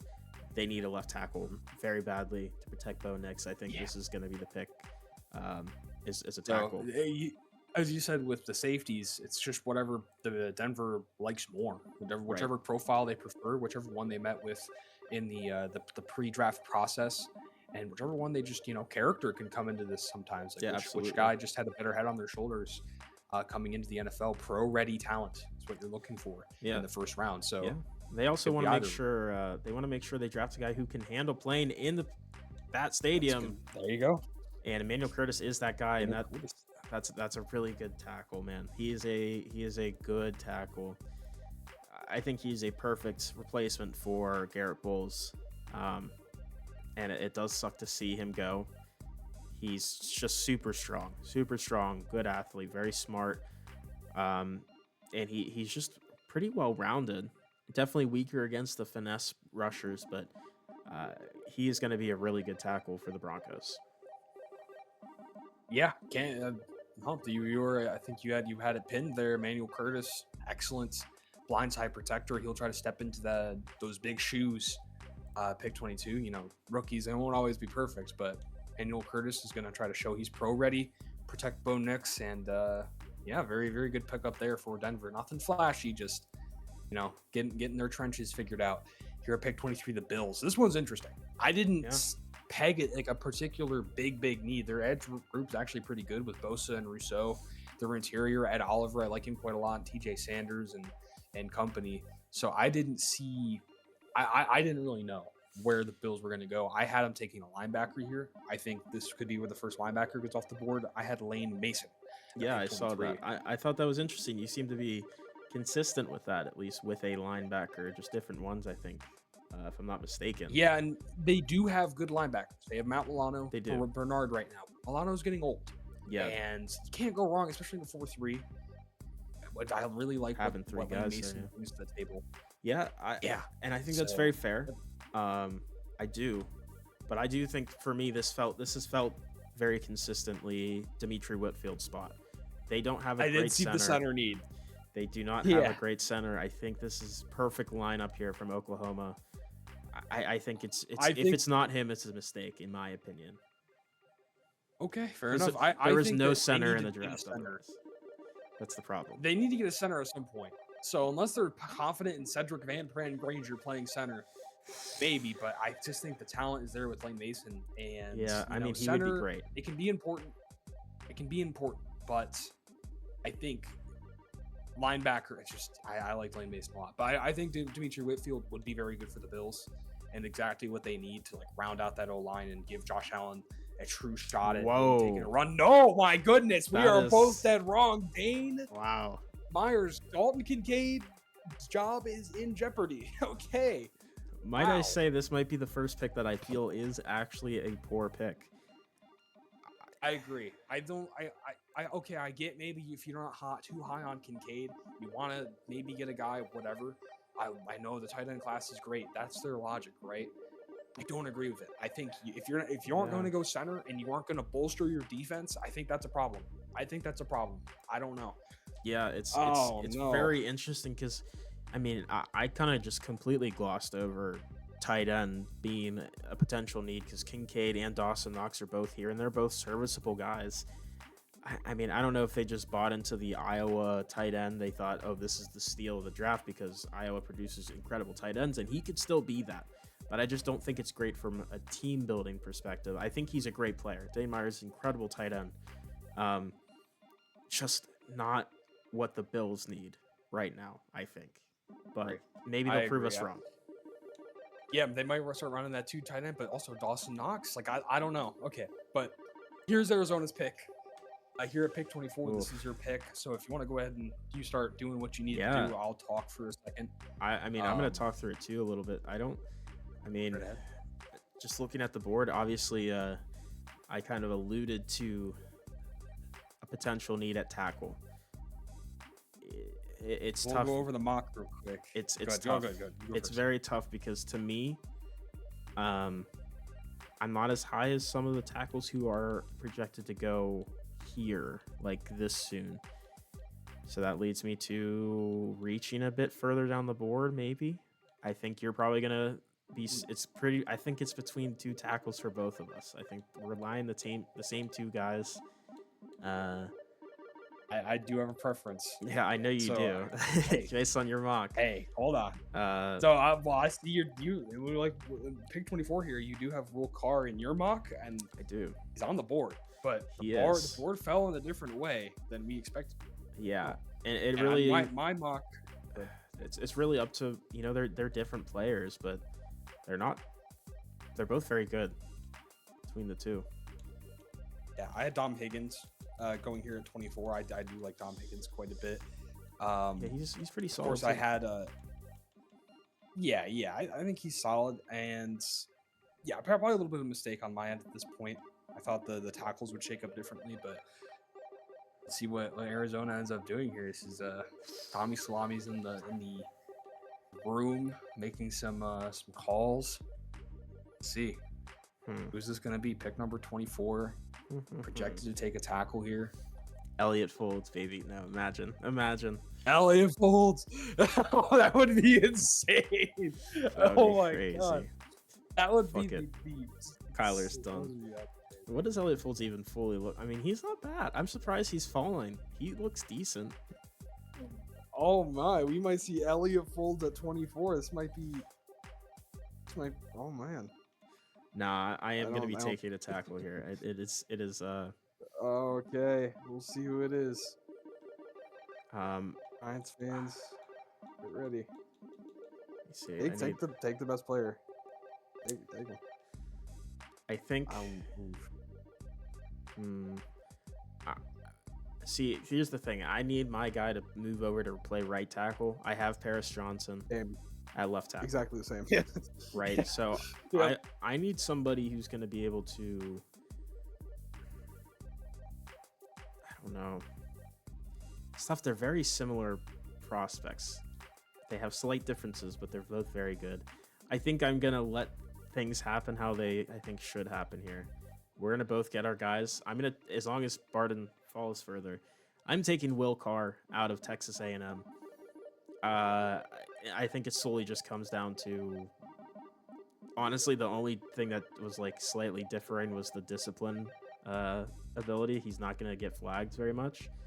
And even though we don't get flags a lot, and also he's a bit faster. He's not as strong, but he is a little bit more agile. And I think I like running a lot of, zone runs. So as well as interior runs, I think he will be a good option there on the other side of Paris Johnson. And here is Roger Goodell. Completely fair. Announcing the pick. No, I was huge on Juan Morgan. I even forgot in my notes I had literally written down trade up with the commies for Juan Morgan, and then they took him. so unfortunate that I just didn't look at my draft notes until after that, and I was like, shit, maybe I should have tried, but that's all right. We still get an incredible tackle. He's ranked 17 in true value. Got him at pick 24. Apparently, he was a former high school powered forward. He easily deciphers incoming threats. He won't be overwhelmed by power. He does have hidden dev. 68 speed, 90 strength. I'm very happy about this pick. But now you're kind of clenching your cheeks here for the next two picks. Two O-line needy teams. My cheeks. So, very O-line okay, teams. We'll see. So who do you I have? had Juan Morgan. I had Juan Morgan going here to the Steelers, and he's gone. We're at the Texans pick. There's a few tackles left. We are at the Texans pick. Wait, one more. Oh, you're right.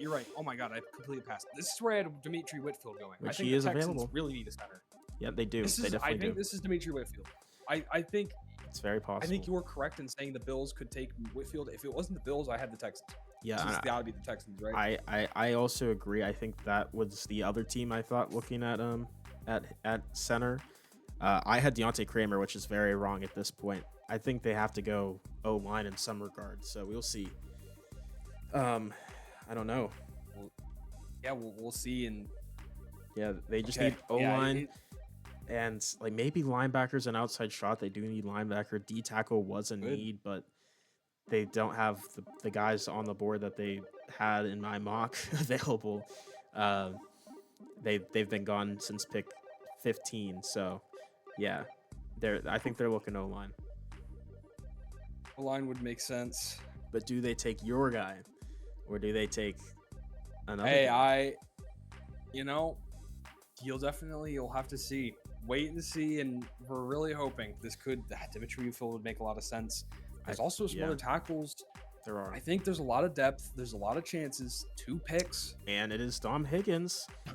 So it is a tackle that we both liked, but I like Dom Higgins and where did I even have him? I don't even know if I had him in my first round mock. I probably should have, but he is a good tackle. I think this is a good pick. I think they just needed to address the O-line in some way, shape, or form. I didn't really consider him fully just because I knew the true value of most of the tackles in this class. So, what do you think about this pick? I think that I think Dimitri Whitfield was probably, I don't know, the center. I get center is not as valued as tackle. Of course, just Dimitri Whitfield is a special interior blocker and single caller for that offensive line. But Higgins can't go wrong with him. I had him. I have pretty good projection on him. I think he's going to be a pretty good tackle. Of course, I had him going to you, but Will Carr makes a lot of sense as well.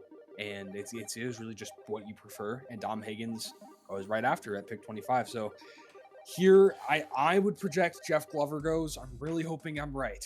I would like to see Jeff Glover go to Pittsburgh and have the mocks be consistent and get our guy. I think that's fair. I will say I think all their needs are available right now. They need a left guard. Obviously, Lance Mason is a right guard, but I'm sure he could be very willing to move to the left side. Left tackle, there's a ton available. And I think quarterback, which is what I have them drafting, is still available here. Obviously, I had them taking Youngstown quarterback Jerome McDonald, but Elliott Folds has fallen. Here. And I think he would be a good pick. I mean, Will Howard is the only quarterback they have on the roster. Do they build around Will Howard? That's a great question. And that's what we will see with this pick here. Do they feel confident in Will Howard? Although you do have the Ohio State connection with Will Howard and Ross Barden. So they played together in Ohio State. Let's see. Let's see. Don't you dare put that in their heads. Will my Pittsburgh Steelers Folds. They need. I mean, they might feel confident with Broderick Jones. Though. They might feel. They could. Which I wouldn't, because I do think it's, other than quarterback, their weakest spot. But we will see. I mean, I think this is fully. If they go anywhere else but tackle, guard, or quarterback, I think this is a bad pick. Yeah, maybe they're bound to get shocked in one way or another. I feel like. Yeah. Pick is anticipated. On the edge of our seats here, the time is ticking. Who are they gonna pick? I mean, so many good tackles left in there. Oh my goodness. They bring in the Ohio State alumni to go up with his former teammate Ross Barden, and I know that's an absolute pain and just dagger in your back to see happen. I was gonna trade up. I was just waiting. I was like, please come on. I have a round one talent. We scouted him 100%. He's round one talent. Yeah. He's good. He is very good. God damn it. I think we're going to get some flack for that, for sitting there, for letting him get taken. I thought he would slide. I thought so too. And it seems like the mocks also agreed that would happen, but it's just the streak of tackles, and I think they just like what they have in Barden, and they're going to go get him. And I mean, I think the key factor was how invested were they into Will Howard, and clearly with this pick they are very invested, bringing in his former teammate and not drafting a quarterback. So now it's up to, what do the Giants do here? Obviously we know tackle for you is a very big need. There's still some good tackles on the board, I think some more than others, but I don't know. I mean, do you address other needs? I think you do have some other needs available. But at the same time, I think tackle is probably your biggest need. So what are you thinking here? Looking at maybe trading back. Ooh, that is a good option as well. I think I have an idea of what you're planning to do with this trading back, because there are some pretty good tackles in the second to third round range. If that's what you're doing, at least, I'd assume. It would make sense. I mean, trading back here, you don't have your guy, and you're not like thrilled with the guys that are here. I mean, it's not a bad idea as long as you have a willing team to make that move. All right, I'm going to start with this. I'm going to give my pick 27. I'm going to trade back one spot with the San Francisco 49ers. Okay. And I will get a 6th round this year and a 6th round next year. You're willing to do that? That seems reasonable. So I'll accept that offer. They're gonna flip picks with you, and I guess the Niners really. I'm interested to see who they want. Obviously, I had them going tackle, so I think too. they might have thought Glover was going. My guess. Possibly, it's possible. You had Eric Perez out of Notre Dame. I had Juan Morgan, which I'm glad he's not going there. But I mean, I don't know if you've seen their O-line as a whole. It's horrible. So they could also take Dimitri Whitfield very easily here. But let's see. I mean, I don't know. I don't think it's a bad idea. You get 2 free 6th round picks pretty much, and you're kind of happy with that. Like, sure, nothing too crazy with 6 round picks, right? You're not going to get a ton out of that, but I mean, they're going to take Jeff Glover. They're very quick to pick him. I had a feeling that he's a first round projected talent, and they just want to get him. They worried that I think we were going to take him. That's all you Niners. I'm not quite high on Jeff Glover. Me neither. That's slow. I think he'll probably be good, but it's not what I'm looking for at tackle. Yeah, and I think so. The thing is, he's another reason why I was a little bit lower on him is he's a little undersized for a tackle. 6'4", 307. I think if he moved, he'd be better at guard, but I don't think he's going to play there. He is a great pass protector, but I don't know. He's just undersized. It worries me. I prefer to have a bigger guy out at tackle. You know, that's me personally. But now it's you again, and I'm sure you have some interesting offers on the table. Trying to trade this pick as well, and I'm getting first round picks next year. Yeah, I don't want that. I need something this year, I think. Yeah, this is a situation. See, I'm trying to think in my brain. Is it a potential thing for me to maybe make a trade with you? I just don't know what I would want. I wasn't planning on trading into the first round. Think about it. I'm willing to make. I'm open to offers. I'm open to offers right now. I actually don't even remember where my second round pick is. I think I moved it up a little bit, if I'm not mistaken. Yeah, I have Washington's pick, so I have pick 50 right now in the second round. So you'd be moving back quite a bit. That's your earliest pick? You'd be at pick 18 of the second round. Yeah. Which I don't feel like is in your needs. I don't think that. I also don't think I don't think there's anyone on the board I'm looking at that spot anyways. I mean, there's some good players, but no, I don't think it would. I don't think it for either of us it would be a good deal to keep you trading back too far. I think I have my pick. All right, you have a pick. You're just gonna add a backup take option. Your guy. I'm not able to get trades. It's gonna be a bit of a reach. Okay. Well, out of Texas A&M, I'm gonna go Bobby Wilkins. All right, Bobby Wilkins. Now we don't have any real profile on him, but not in the top 50. But I do agree he's a good pick. I just think obviously it sucks that no one really wanted to trade down or trade up to give you that, because it is like a little bit of a reach in terms of where you could have gotten him. But ranked 22 in true value. I drafted him at 28. Right. He's hidden dev, 92 strength. Yeah, he looks he looks really good. He was a round 1 projection from True Talent, but a second to third round pick in. Yeah, I didn't get the 100% on Wilkins, but I had a feeling he was up there. I wanted Barton. I'm gonna be honest, I did want Barton there. Yeah. But Wilkins, I'm not mad about that. I think I thought Bobby Wilkins would be. I was more than fine with taking Bobby Wilkins. I just would wish I was able to get more capital, because I don't think he was getting taken in the rest of the first round. I could probably not. Maybe he could have, but I don't know. I'm like perfectly fine with just getting. Yeah, got our guy. We got Bobby Wilkins. I think he's going to be a great tackle here for the New York Giants. And yeah, okay, I'm situated with that. Yeah, I think you did the best with what you had available to you. You still did get a trade in there with some value. So I think overall, I think it's a good pick. I think you'll be happy with it. It's just obviously could have had a little bit more capital out of the trades, but not the worst, obviously. But we head on to your division rival, the Eagles, who their needs are like right now the right side of the O-line and edge. I think who do I have him taking? I have him taking Jeff Glover, who is gone. Who do you have him taking? I had him taking Emmanuel Curtis. I thought he would fall a lot farther than he did. I think that was just improper talent evaluation on my end. I thought he was good. I thought he was a first rounder, but not in the early 20s. I thought he was going to be taken here by Philly, but he's gone. So at this point, maybe Perez. I would hear Perez being taken here. I'm gonna think.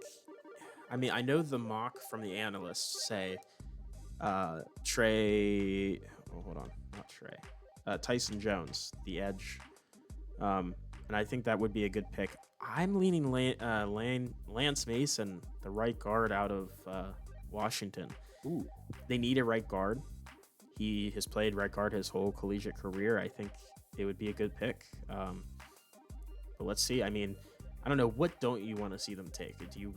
I'm assuming you don't really want to see them get better in general, but Yeah, if they could just take like a horrible bust, maybe Elliott Folds to back up Jalen Hurts as a motivational speaker. I don't know. No, but well, I mean, from a talent perspective, tackle's probably where you're going. I think, or you could. I mean, there's a lot of value at skill position. They could go a Buccaneers type route and get a great wide receiver. They could. They don't have really anyone outside of Devonta Smith and AJ Brown right now, so that is in play. They have all the receivers on the board still. Yeah, I'm high on Malcolm Rainey. I think he's a pretty good receiver. Okay. They will go Tyson Jones. They will take Tyson Jones. Yeah. He's an interesting one. I actually did have a little bit of an interest in him, but not to play edge, because I think he's an interesting player because he is a big guy. He is huge. He is 6'6", 311 as an edge rusher, but in a 4-3, I think he is perfect as an edge rusher. In my system as a 3-4, I had him coming in if I would have drafted him as a D tackle. He's an incredibly strong player, very smart, great run defender, solid power moves, but he's just very slow. He is a very slow guy. Obviously, his size plays a factor into that. So they clearly want to help stop the run. Obviously, Scadaboo had some good games against that defense, so that's what they're bringing in. They're bringing a really good run defender. So I think that is more of a move against you more so than anybody at this point. Fair enough. Tyson Jones should be doing pretty well here for Philadelphia. I'll see how our matchups go. We will go to pick number 30, which will be Baltimore. I had them taking Will Carr. Again, just misevaluating the high end, I guess, talent tackle, I think. Because Will Carr, you took him. He's an Arizona Cardinal. So at this point, I think Sans tackle's still in play for Baltimore. I think Eric Perez again. So I'm going to keep going Eric Perez. I think he should go in the first round. Yeah. But if he doesn't go here, he's probably not going anywhere else. I think this is a Lance Mason. I have him mocked there right now. They really are only missing 2 guards, and I think he's the best guard in the draft. Yeah, I think if they're willing to reach a little bit, maybe. Yeah, I think he's the pick. I will say, on my end of things, I think Eric Perez is a 2nd to 3rd round projection. That's just me. I do have him there too, but we'll see. I do have his talent, I believe, 2nd to 3rd round, but I don't know. Maybe the Ravens just gonna get a tackle. I don't know. I had a feeling. Ooh, okay. This feels like a very Ravens pick, actually.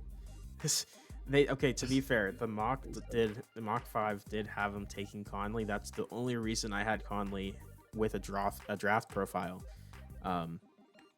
Which maybe I should have thought of more, but he's a good corner. I mean, he's a 6 foot, 200 pound zone corner.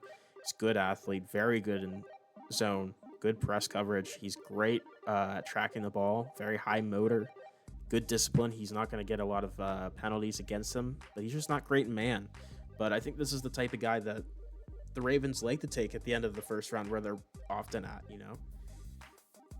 taking those defensive players that maybe fall a bit or maybe fit their scheme so well. And I think he will be a good corner for them. I just do think that, I don't know, it's tough because it's the team building philosophy is different between certain teams. Do you want to fill your need, or do you want to get stronger in a position? And that's the question. I think they should have went guard still, but obviously they feel good about their team as it is, so they just went with who they think was the best fit for their team. So out of the question that a good guard lands them in the second either. It's true. That is true. But we head on to Kansas City Chiefs pick here. We both have them taking a running back. Different ones though. You have Clayton Bingham out of, is that Utah? Yeah, that's Utah. Okay, and then I have Sal Tiller out of Ole Miss. Both power backs. They lost 3 starting running backs. They lost Pacheco, Kareem Hunt, and Yeah, I wasn't. another I think guy. in my I definitely wasn't having him take running back initially, but then I think they shored up some of their offensive line weaknesses. It was, and then I switched up. Let me double check that. Yeah, they only had Brashard Yeah, Smith. no, I had them taking Torres. Yeah, I'm taking Brian Torres actually. the tight end. Is that a tight end? Or is it a line? Last second. It's a tight end, yeah. Okay, yeah, At the last second, I decided because of Kelsey. Yeah, I because Kelsey's retired. That is a big thing. That is a. Do they trust Noah Gray? And I mean, I don't know. It's tough because like, do they trust Noah Gray enough to be that guy? The fact they didn't pick up any running back, like, There it is. You're right. There we go. Sal Tiller. Yeah, I mean, I think to me it just made sense for this Chiefs team. They love taking running backs at this type of pick here, where they're commonly at. You only start the offseason with Brashard Smith on the roster. You trade for DJ Dallas from the Cardinals. Like, that's still the worst running back group in the league. So they bring in Sal Tiller, who to me is the best running back in the first round projection range. But I know you were a little lower on him than I was. I think Tiller's a great power back, but my logic was you don't really see, unless you're talking Derrick Henry levels, you don't really see this kind of running back wanting to be going in the first round. I thought Bingham was a little quicker, a little bit more just more pep in his step, and thought maybe the Chiefs would lean it, but no, I think they just wanted the better athlete. I think Tiller is that. And yeah, I don't think that's a bad pick at all. I think I agree. I think Sal Tiller is the better running back. I just thought it might go Bingham because I think they kind of fit that quick, shifty running back that you often see at this point. Yeah. But they will go Sal Tiller. I think that's a perfectly fine pick. So pick 32, we both had linebackers. So I think you're actually correct here. You had Lane Mason. Go. I think it is. I don't know. I think Hunter Stringer is going to be an outside shot here. He has been mocked to the Bucks in the mock draft 5. That's the sole reason I put him into the draft profiles top 50 here. But it's tough because I mean they lose Levante David after he retired after winning the Super Bowl. Obviously, they need to fill that hole. They could also still take an edge or a guard, but I think linebacker is the pick here. And I think this is a good spot for it. Personally, I think Lane Mason is the better of the 3. That's just me. I agree. But that's why I had him going earlier to the Bills. I thought Yeah. he actually was a pretty good linebacker. But since he's here, I think Lane Mason's the pick. yeah, I mean, I think it's a good fit. Obviously, you kind of passed the torch from Levante David, who just retired on top of the world. Bring in a new guy and just start over again with a new linebacker, hoping that he can be the guy for the next 10, 15 years. I don't know, but this Bucks team is very good, and I saw Stringer. Hunter Stringer. I saw it. Oh my goodness! And I think he is a good player still. There you go. I do think he's a good player. I think they liked his size more. 6'3", 227, more of a field general type. He's very smart, very commanding presence out of Alabama, and a very reliable tackler who's solid in zone. I think he's maybe just a better fit for kind of that lead guy with the green dot. Now we're in the second round, so we're not going to go pick by pick anymore at this point. We could sim to your pick and just do a little good. recap of everything. Yeah, I'm ready. Not trading up. Nope. Okay. I'm situated. I am not trading up either. We go to my pick. Any big names? Kyrie Harbor, the only Sam linebacker. I had him. The mock really wanted me taking Kyrie Harbor. Damn, they did. I think he's really good. I do like Kyrie Harbor. We see a lot of receivers run here. Jose Ridgeway, Dalvin Simmons, Keontae Hyde, Malcolm Rainey. Byron Thomas goes to the Bears. Felix Ford, who had a first-round true talent, goes to the Bengals. Dimitri Whitfield goes to the Browns. That's a good pick. And the question at quarterback, I mean, I think he fell, and I think he's a good player. I think he is, and I think the Colts may have their guy. Yeah, no, at the very least, it's going to give Richardson some competition. Yeah. And we saw it in real life with Daniel Jones. It Right. can definitely help your team. Yeah, and we see Not a bad thing. a couple other guys who we had potentially in that top first round pick. Lane Mason slipping to 45. It's crazy. Yeah, Lane Mason. That's a really good pick for the Chargers. Clayton Same with Biggum. Trey Abbott. I had Trey Abbott going early in the first. We also had Akeem Barrington going top 20. Yep. So that's another. And also, you had him to the Saints in the first, didn't you? And now they got him all the way. No, around. I had him to the Commanders. Yeah, you did. I think maybe last mock. He was meant to go in this range. This makes sense. Yeah, but no, I mean we talked about him maybe being the pick there at 16 for them. So now they get him here at 48. They're very happy about that. But now it's my pick here, and I have no idea what I'm doing. I didn't think I'd get this far. No, I had no idea. I was just like, let's just get a tackle, and then that's all I know. This is the round where I'm like, I don't know what I'm gonna pick. Because tackle was a big need. We got our guy, but now tackle's filled. Eric Perez is still available, by the way. He is the only good tackle left on the board. Everyone else. I think is it was undrafted. proper valuation. What the hell happened? Bit of a screen glitch there. It's Perez. Yeah, this is still some of these safeties still on this board too. Yeah, Thompson. Yeah, it's tough right now. I mean, Zach Widener is available first or second round projection. Personally, I think he is a horrible player, but well, not horrible, but he's just not a first rounder. Can't go wrong with the Widener though, right? That's true. Oh, this is tough. Oh no. I mean,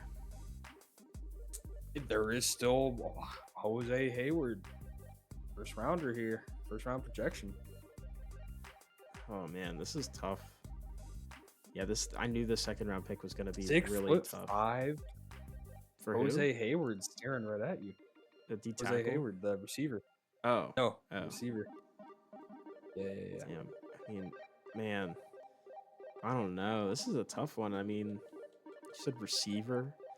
Yeah, Jose Hayward actually was the one guy I didn't look at in the first round because I needed a different type of receiver. Fair enough. He is good, but I think honestly, I might trade back if there's offers. I'm not really sure what I want to do with this pick anyways. So Texans are willing to trade up a couple picks. A lot of next year picks or third round picks for this year. Do you have any interest in trading up, or are you kind of sitting? Not yet. I would like after you make your move, we could just go pick by pick. Not like slow, but just kind of need to see how this board falls. I do have my eyes on a couple of players.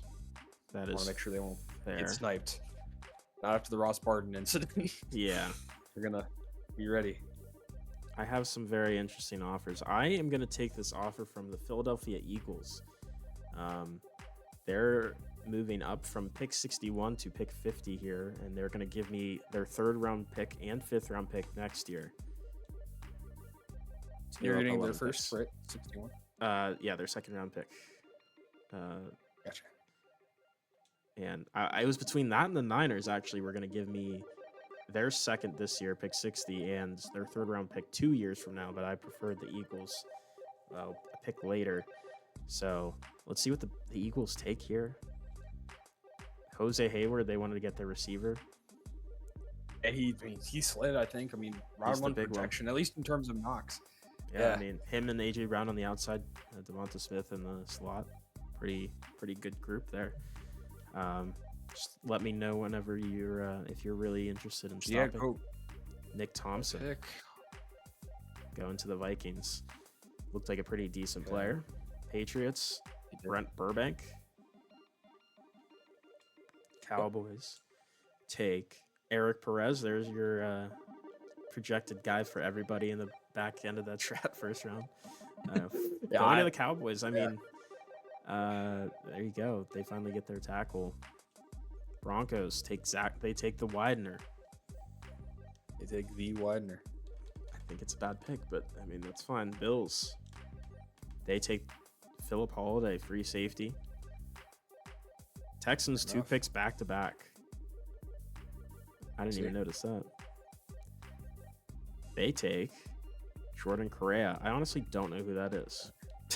Jordan Correa, he's around 2 to 3 talent. I scouted him 100%. He's a 2 to 3 talent projection, and then like 2 to 3 talent. Yeah, well, 2 to 3 projected to be drafted and 2 to 3 talent. So that's around where he should land. I think he looked pretty solid. So you're good? Are you thinking about trading up? Keep going. You're still going. All right. Yeah. Lance Mason, the right guard. There we go. And then Steelers. Steelers, unless the Steelers somehow read my mind. I have a player in mind. JD Rainey. We're good. Okay. We're good. Okay. Also, interesting, they did not take Jerome McDonald at quarterback, so they must be very sure about their guy. Will Howard. Or maybe they think Jerome will be back in the third. We'll see. That's true. There's also Zach Burgess. It's actually rather deep. Oh, there's Sam Reeves, Cardinals projected first round pick. God. Yeah, no, he's off my board, brother. He's gone. All right, so fuck that guy. Get him out of here. I think I have my pick. Oh, but Brian. Oh no. I might have to trade back again. Let me see. There's some decent players here. There are some decent players. That is, you not get Mike Widener. I didn't actually know Mike Widener actually looks really good, unlike his brother. Okay, you see his athleticism? You're not going to take a tight end, right? You're not going to take a tight end, right? That's who I was going to take. Oh no, no, I don't need a tight end. He actually looks really good. God damn. I know. I was gonna take him, but Brian Torres is in front of him. I think I can maybe slide back a little bit and then try to. I think Torres is comfortably going before him, and then I'm gonna try to get Widener here. Yeah. Let me hold on. I might have an offer. I don't know if there's actually anyone I want though.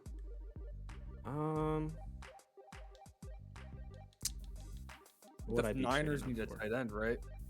I think so. Maybe. I don't know. I don't know. I don't really need anything up this high.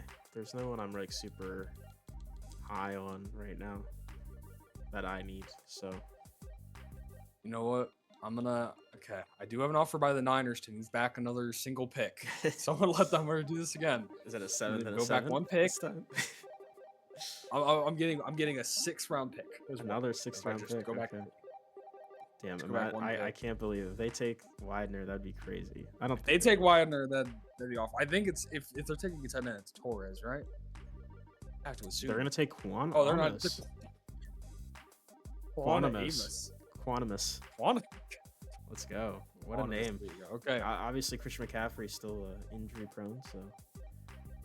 Yeah, I think Torres, despite the higher projection, I'm gonna go Mike Widener. I mean, he looks really good. I didn't look at tight ends that much, so I was like shocked looking at him. He looks incredible, actually. He looks really good. I had him on my board. I was like, I said I think Theo Johnson's really good, but like, dude, if the talent's there, Mike Widener looks great. That's what I did with Connor Hayward and Samurai's franchise, man. Samurai's legends. I mean, ranked. Ooh, yeah, ranks 41 in true value, and he's 88 speed, 88 agility, 89 acceleration, hidden dev. Yeah, I like Mike Widener. A run block and a pass block as well. A awareness. Yeah, I really like Mike Widener. Yeah, no, he looks more than really good. Beautiful. You definitely couldn't have gone wrong with either of those two tight ends, because Torres also looks pretty good. See, here's the thing. Ben Medlock, he's like insane as an athlete, but he doesn't look good at all as a receiver. Like, He's so fast, you but he have his, looks pretty bad. not gonna say anything. I do have his talent projection. I have it. I mean, I am 100% scouted. I feel like I don't know. I have guys down the board I'd rather have. I don't really know. I might try to trade back again. It's just like I'm not super high on some of these guys. Like, do I grab this guy? Maybe. Like, he looks okay. I don't know. That block shedding is a little iffy, and there's so many safeties and corners. You might be like, oh, draft one of those guys. I don't need him. Bug off. This Zach Burgess guy, is he any good? I actually didn't look that much. Oh, he's just like, yeah, he is decent, but not my type of QB for this system. Man, I mean, I'm going to see what offers are on the table here for another trade back. Actually, I might have an offer for you. Okay. I'll get that one sent to you. Yeah, see what offer you have. I'll consider it for sure. I would say most of these teams are looking to give up their second next year or third this year. The Bucks are the only one. I guess a third is what I'm actually looking for, to be honest. So, what are they offering you? There's some third round picks. What actual number pick is this? We're at 61. So Seahawks are offering me pick 76, a fifth, and then a sixth and a seventh 2 years from now. Which division rival, but I mean that seems like either that or the Jags pick 74 and a fifth this year, but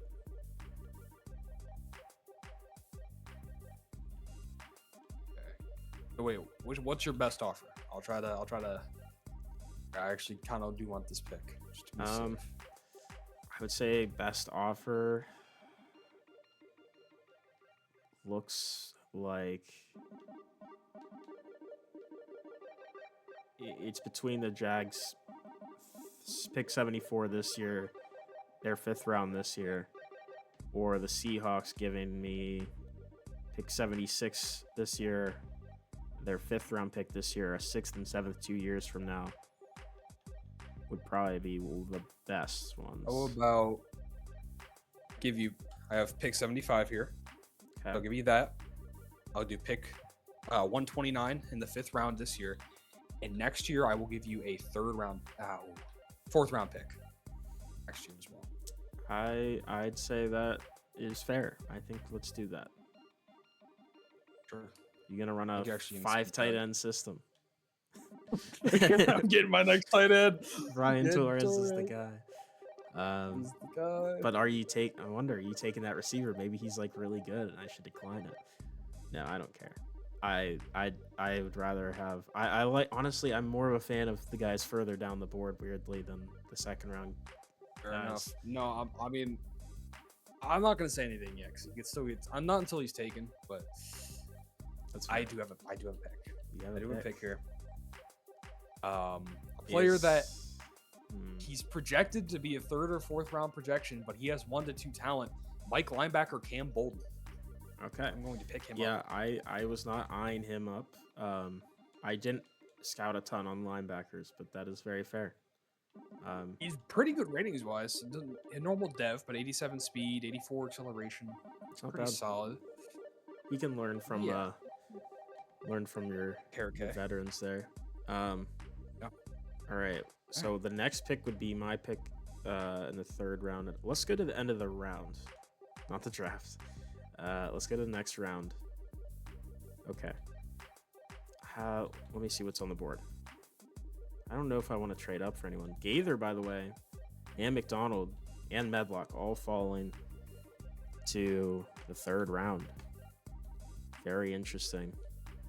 Yeah, I'm just not super high on the second round projection, guys, to be honest. I think I'm just gonna, unless you want to trade up, I'm gonna. Nope, I'm situated. I don't have a third round pick anymore, so I'm just chilling. I have 2/3 now. Jerome McDonald goes to the Jags. There you go. Ryan Torres to the Dolphins.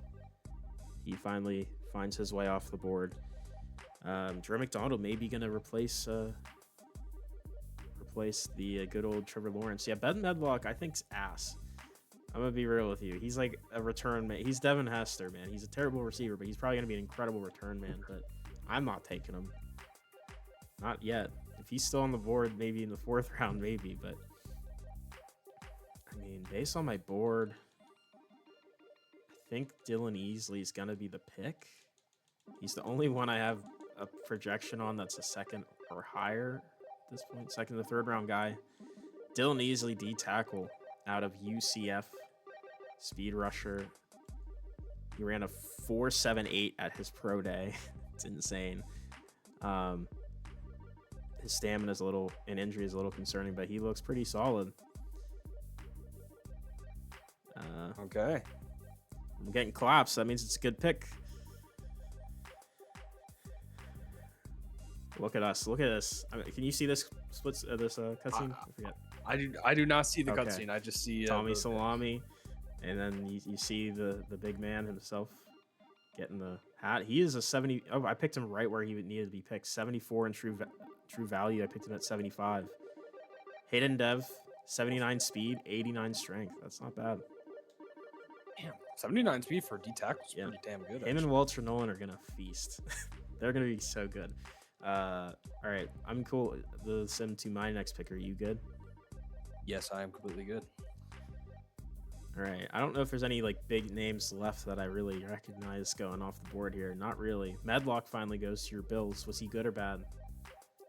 Medlock, he was a day 3 talent. I could tell.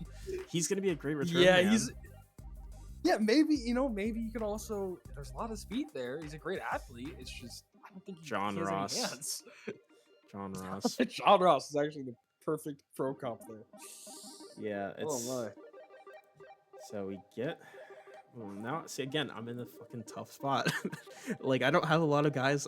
To be fair, I don't know how many guys you had on your favorites list. Like, how big was your list coming into the draft for your favorites list?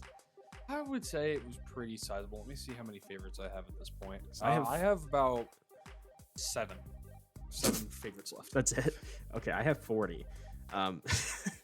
So you have 40 left? Yeah. Most of my guys are like further down the board that I was like, this guy could be something interesting. I had about 70 coming in, I think. Did you just like put like all the first rounders pretty much on for the most part? No, I have some day 3s. I was more selective with where I wanted to go with players like I thought would fall to me and very like but I respect the spread. Fair enough. Yeah, it's just hard to kind of get an evaluation. I do like spreading. My jeez. Widener's here to help you with that. Yeah. Honestly, I might try to trade this pick back too. It's most of my guys are further down the board. Let me see what people are offering though. So I might not do it. Seahawks. Maybe. 4th round pick.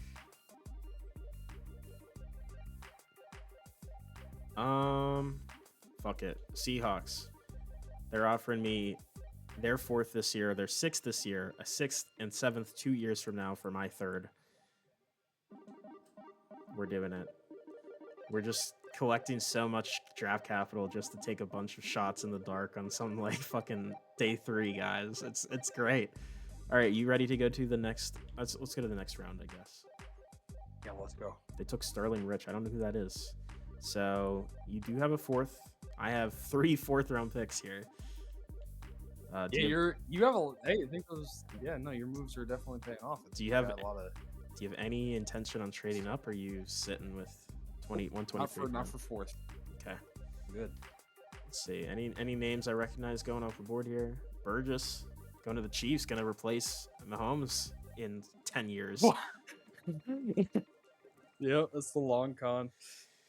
My God, my guys just are so far down the board.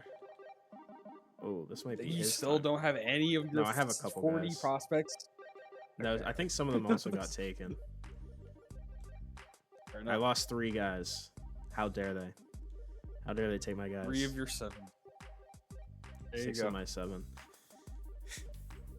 6. I like this guy, but I kind of like the other guy more.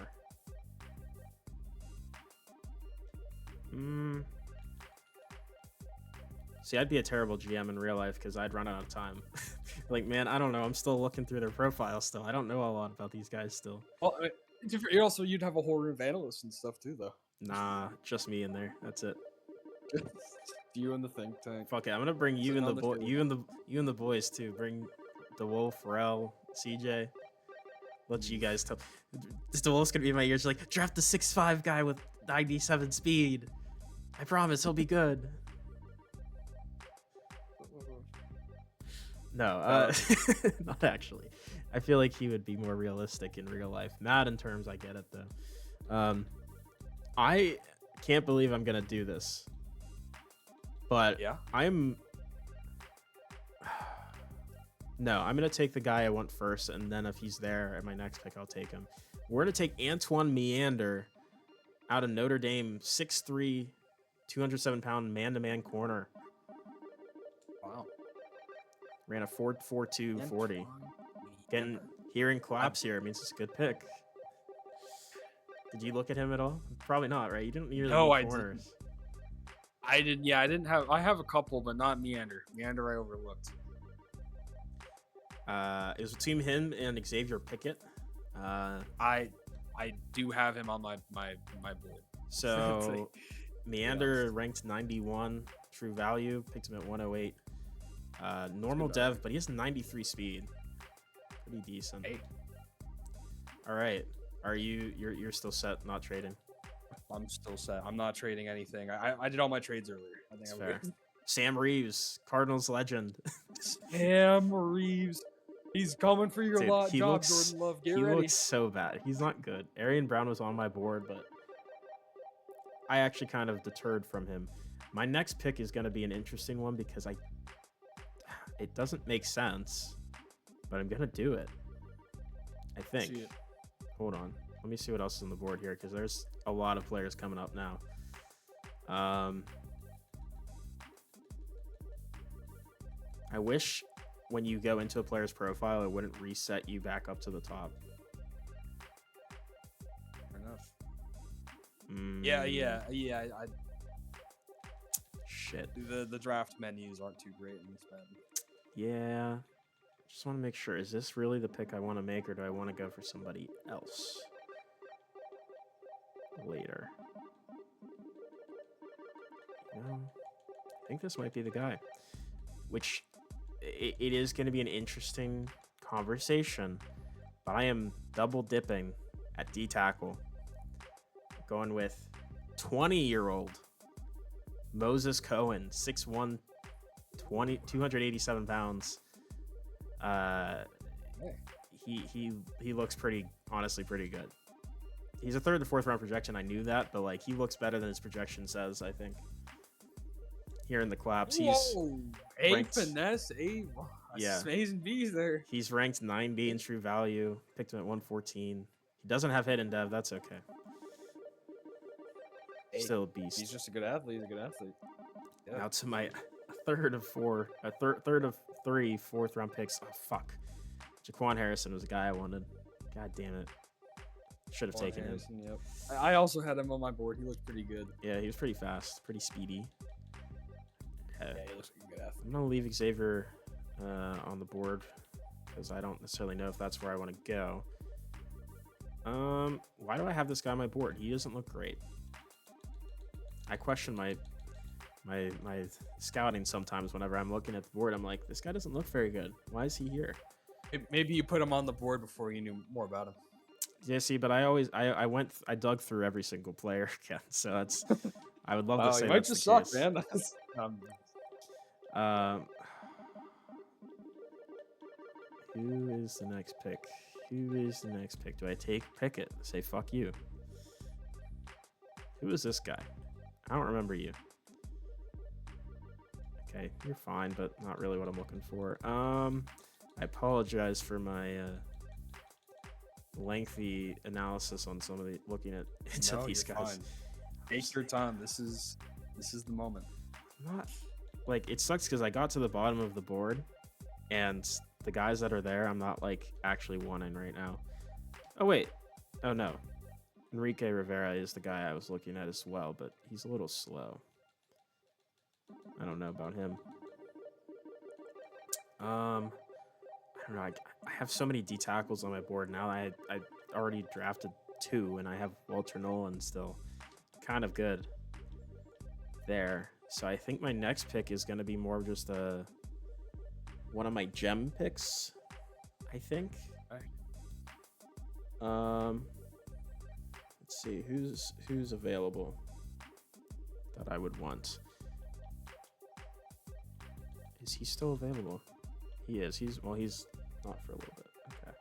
Okay. How about you? Who are you?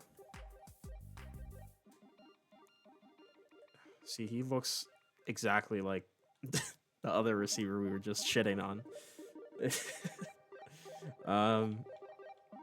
But fuck it. I think I need a receiver at this spot.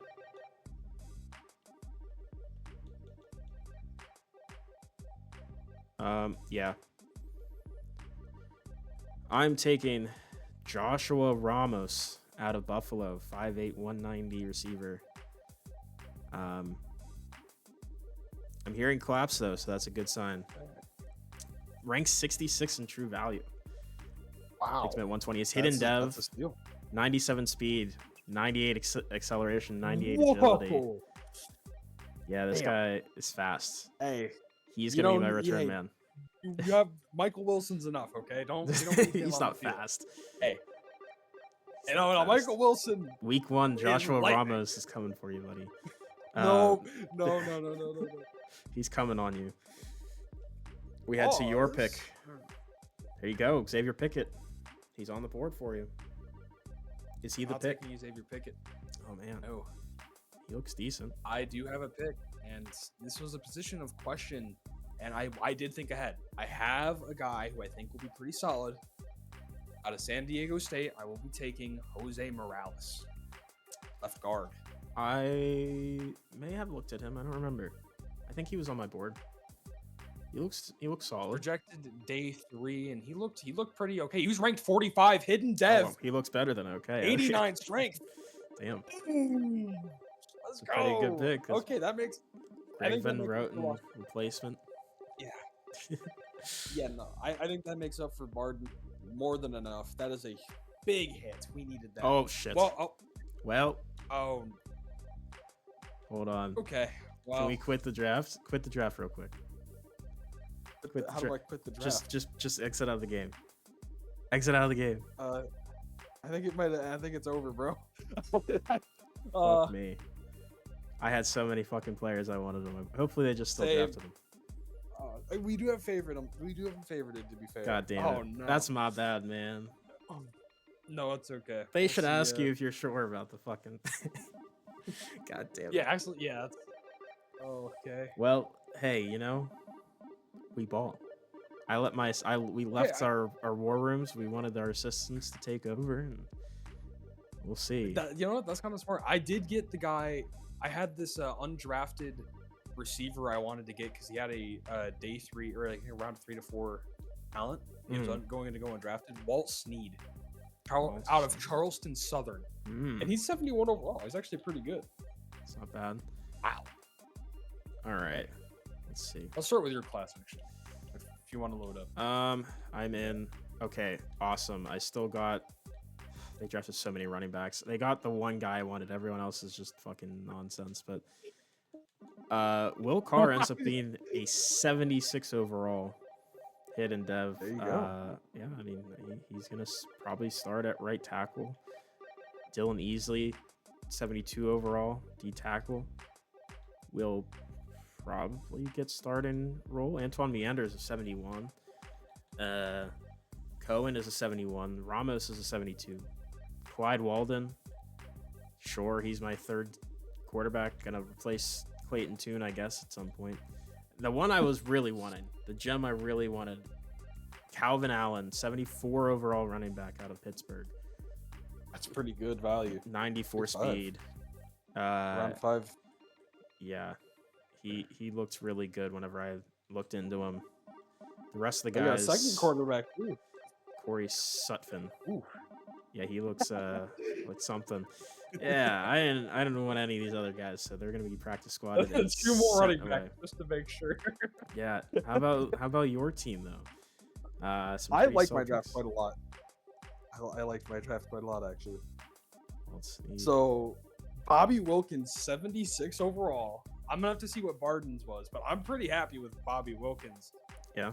And where he landed, Widener, 74 overall. Very, very solid player. Cam Bolden, 74 overall. Jose Morales, 74 overall. Even the undrafted receiver, 71 overall.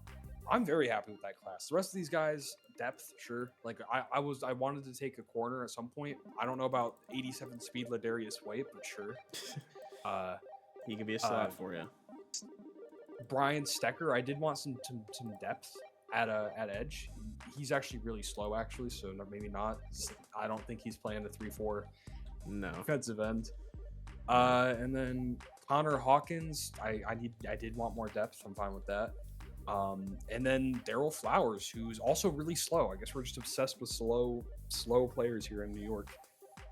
Yeah, I'm really happy with my draft. And you guys did have Daniel Jones. Slow in a different way, but what do you mean? Mentally. Oh my goodness, you will not believe who the best player in the draft is. Check. The Chiefs did it again, man. Best. Chiefs fucking did it again. No, they fucking did it. 80 And overall. the Bills are geniuses. Okay, by the way, Bills are geniuses. Sal Tiller has 36 injury rating, so maybe not. What did the Bills do? Dude, look at the second highest player. Oh yeah, no, you're right. We questioned it. Damn. We're stupid. We were like We're shitting dumb. on them. I'm sorry, Buffalo. I love you so Okay, much. we said they were. You guys are We so said, to smart. be fair, we said he's a good player, but just a bad team building decision. Herrera was a 79. Simmons, Juan Morgan was a 78. Where is He Barden looks here? forward. Bit of a late round gem. Is Barden? Barden's okay. He's a 76 overall. Didn't lose too much. I think that's actually a solid. I don't mind that. Not too bad. Not too bad. Xavier Pickett was a 70 overall normal dev, by the way. Went to the Panthers in the 5th round. Just seeing. Hargrove. Actually, no. Okay, no. I mean, 75 is still pretty good. This is actually just a loaded class. I'm not gonna lie. Yeah, I was thinking like there's a lot of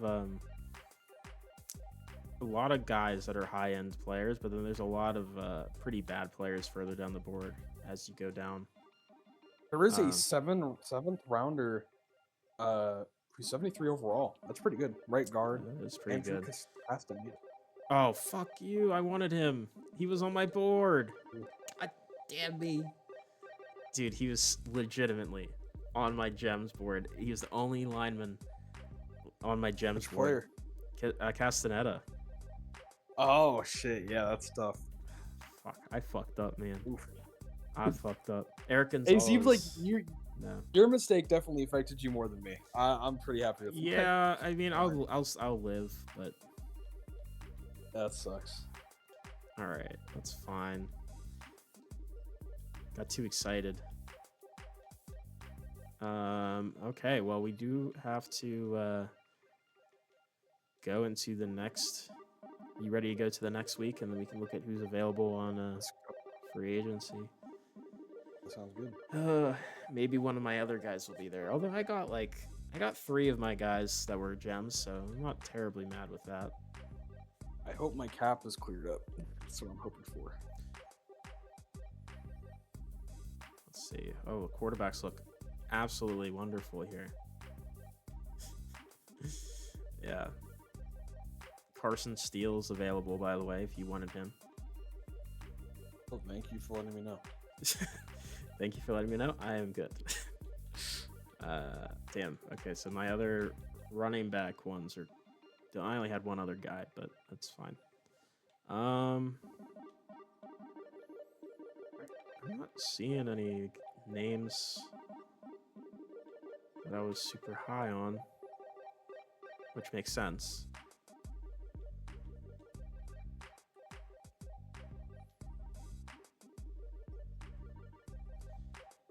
man, that sucks still. Fair enough, man. There was, yeah. I get it. That's Dude, tough. you want some Bo Richter action? He's available. Bo Richter's a legend. I might see. I'm currently trying to set up my squad and see what we're gonna kind of look like here. That is fair. It doesn't seem like there is really anyone super interesting undrafted free agents wise.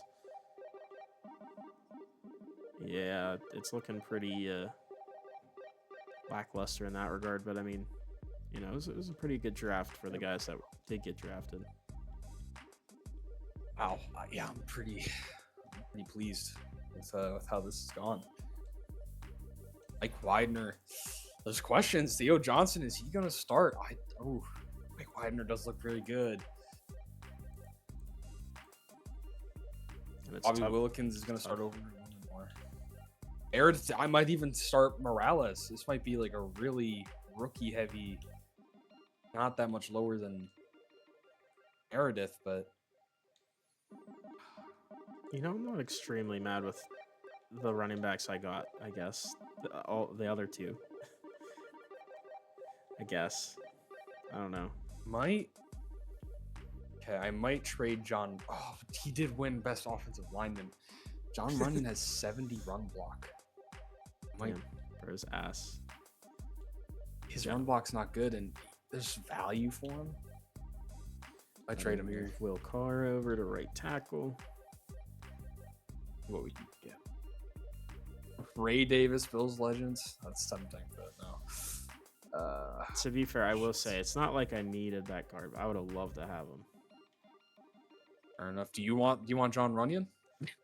No, I'll pass. Do you want Dalvin Tomlinson? Oh, is a first round pick enough? Yeah, I think that's. I'm giving you a deal there, but yeah, it's enough. I'd say. Yeah, actually, I don't want to fleece you. I'm feeling nice today. I'll decline on your behalf.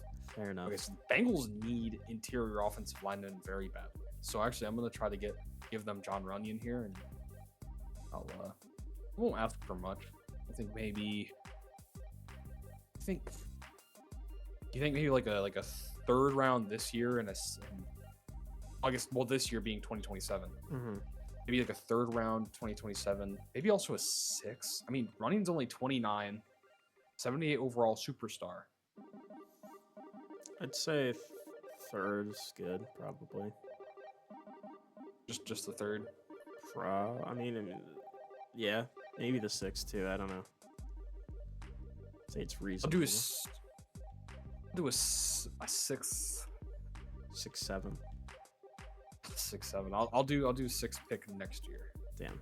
Rip Marshawn Nealand, who's on the trade block.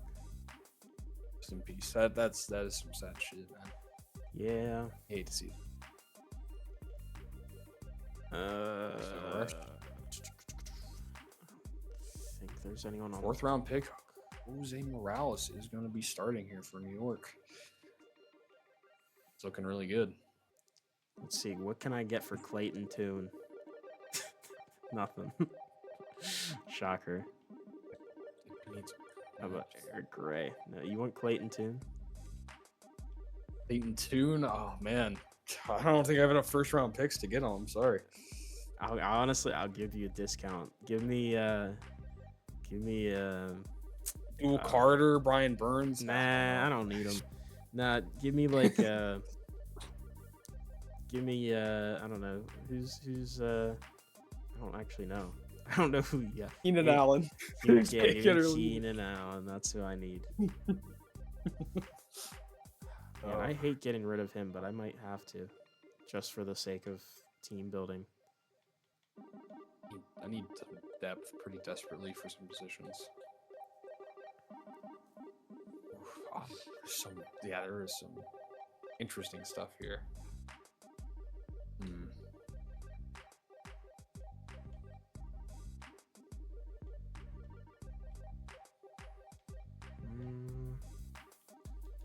Like Cam Bolton. Yeah, this is going to be interesting.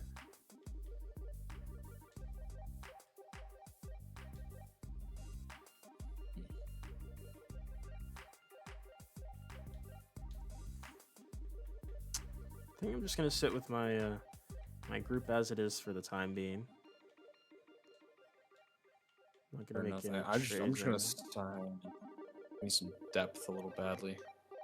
I just sign like a center, maybe. Yeah, backup center. My own line depth is not preferable. Damn it. God damn it. The fucking Packers drafted Zaire Frey, who was on my board. Running back, hidden dev. It's like undrafted projection. Oh, man. That's rough, buddy. The Castaneda one, that was the worst. That was the worst part. That was... Yeah. It's fine. I had a good draft otherwise, so... It is A-okay. The Raiders got a steal. Good for them. They needed it. You know what? They needed it. Good for them. Yeah, that's for true. Cardinal is still a free agent. Doesn't make sense. Who is? Rico Dowdle. Nah, it's because he's older. People don't want to sign him. I also don't want to sign him.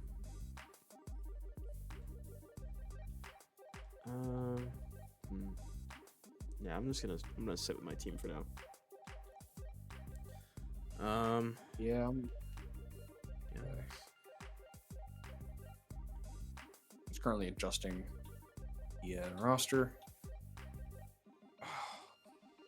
By the way, your draft class via ESPN got a C+ grade. C+. I had like 4.7. I like all my picks. Okay. I had a 4th round, 74 overall. They gave me a C. And to be fair, I have never seen them give anything higher than a C+ on those grades. I just see C's here. Like they don't give C+, B's or C, A's. C-. No, also apparently Von Miller got denied to go into the Hall of Fame.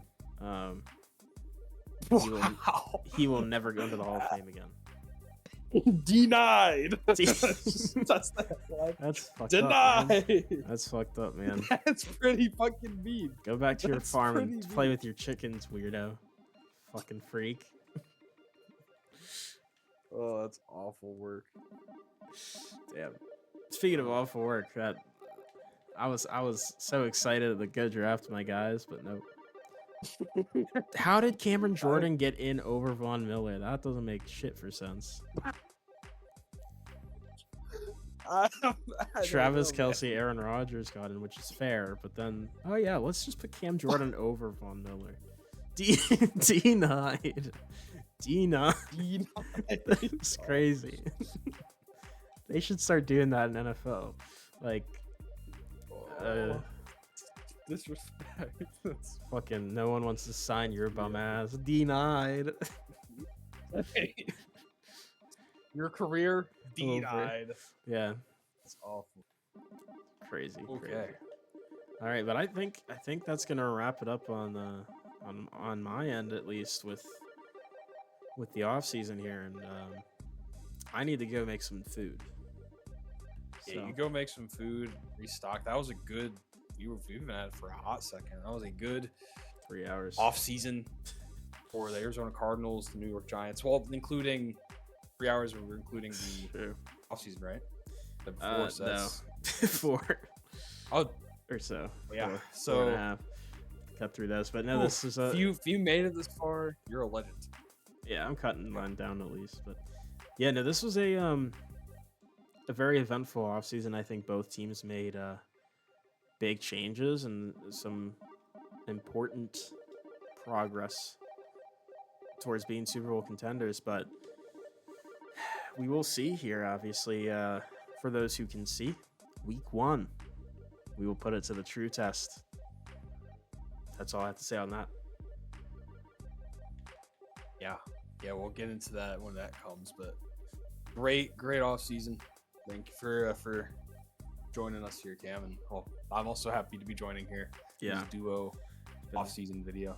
It's been very fun, and I'm already looking forward to next season because I can't wait to draft another 5th round pick who's actually a 3rd round pick.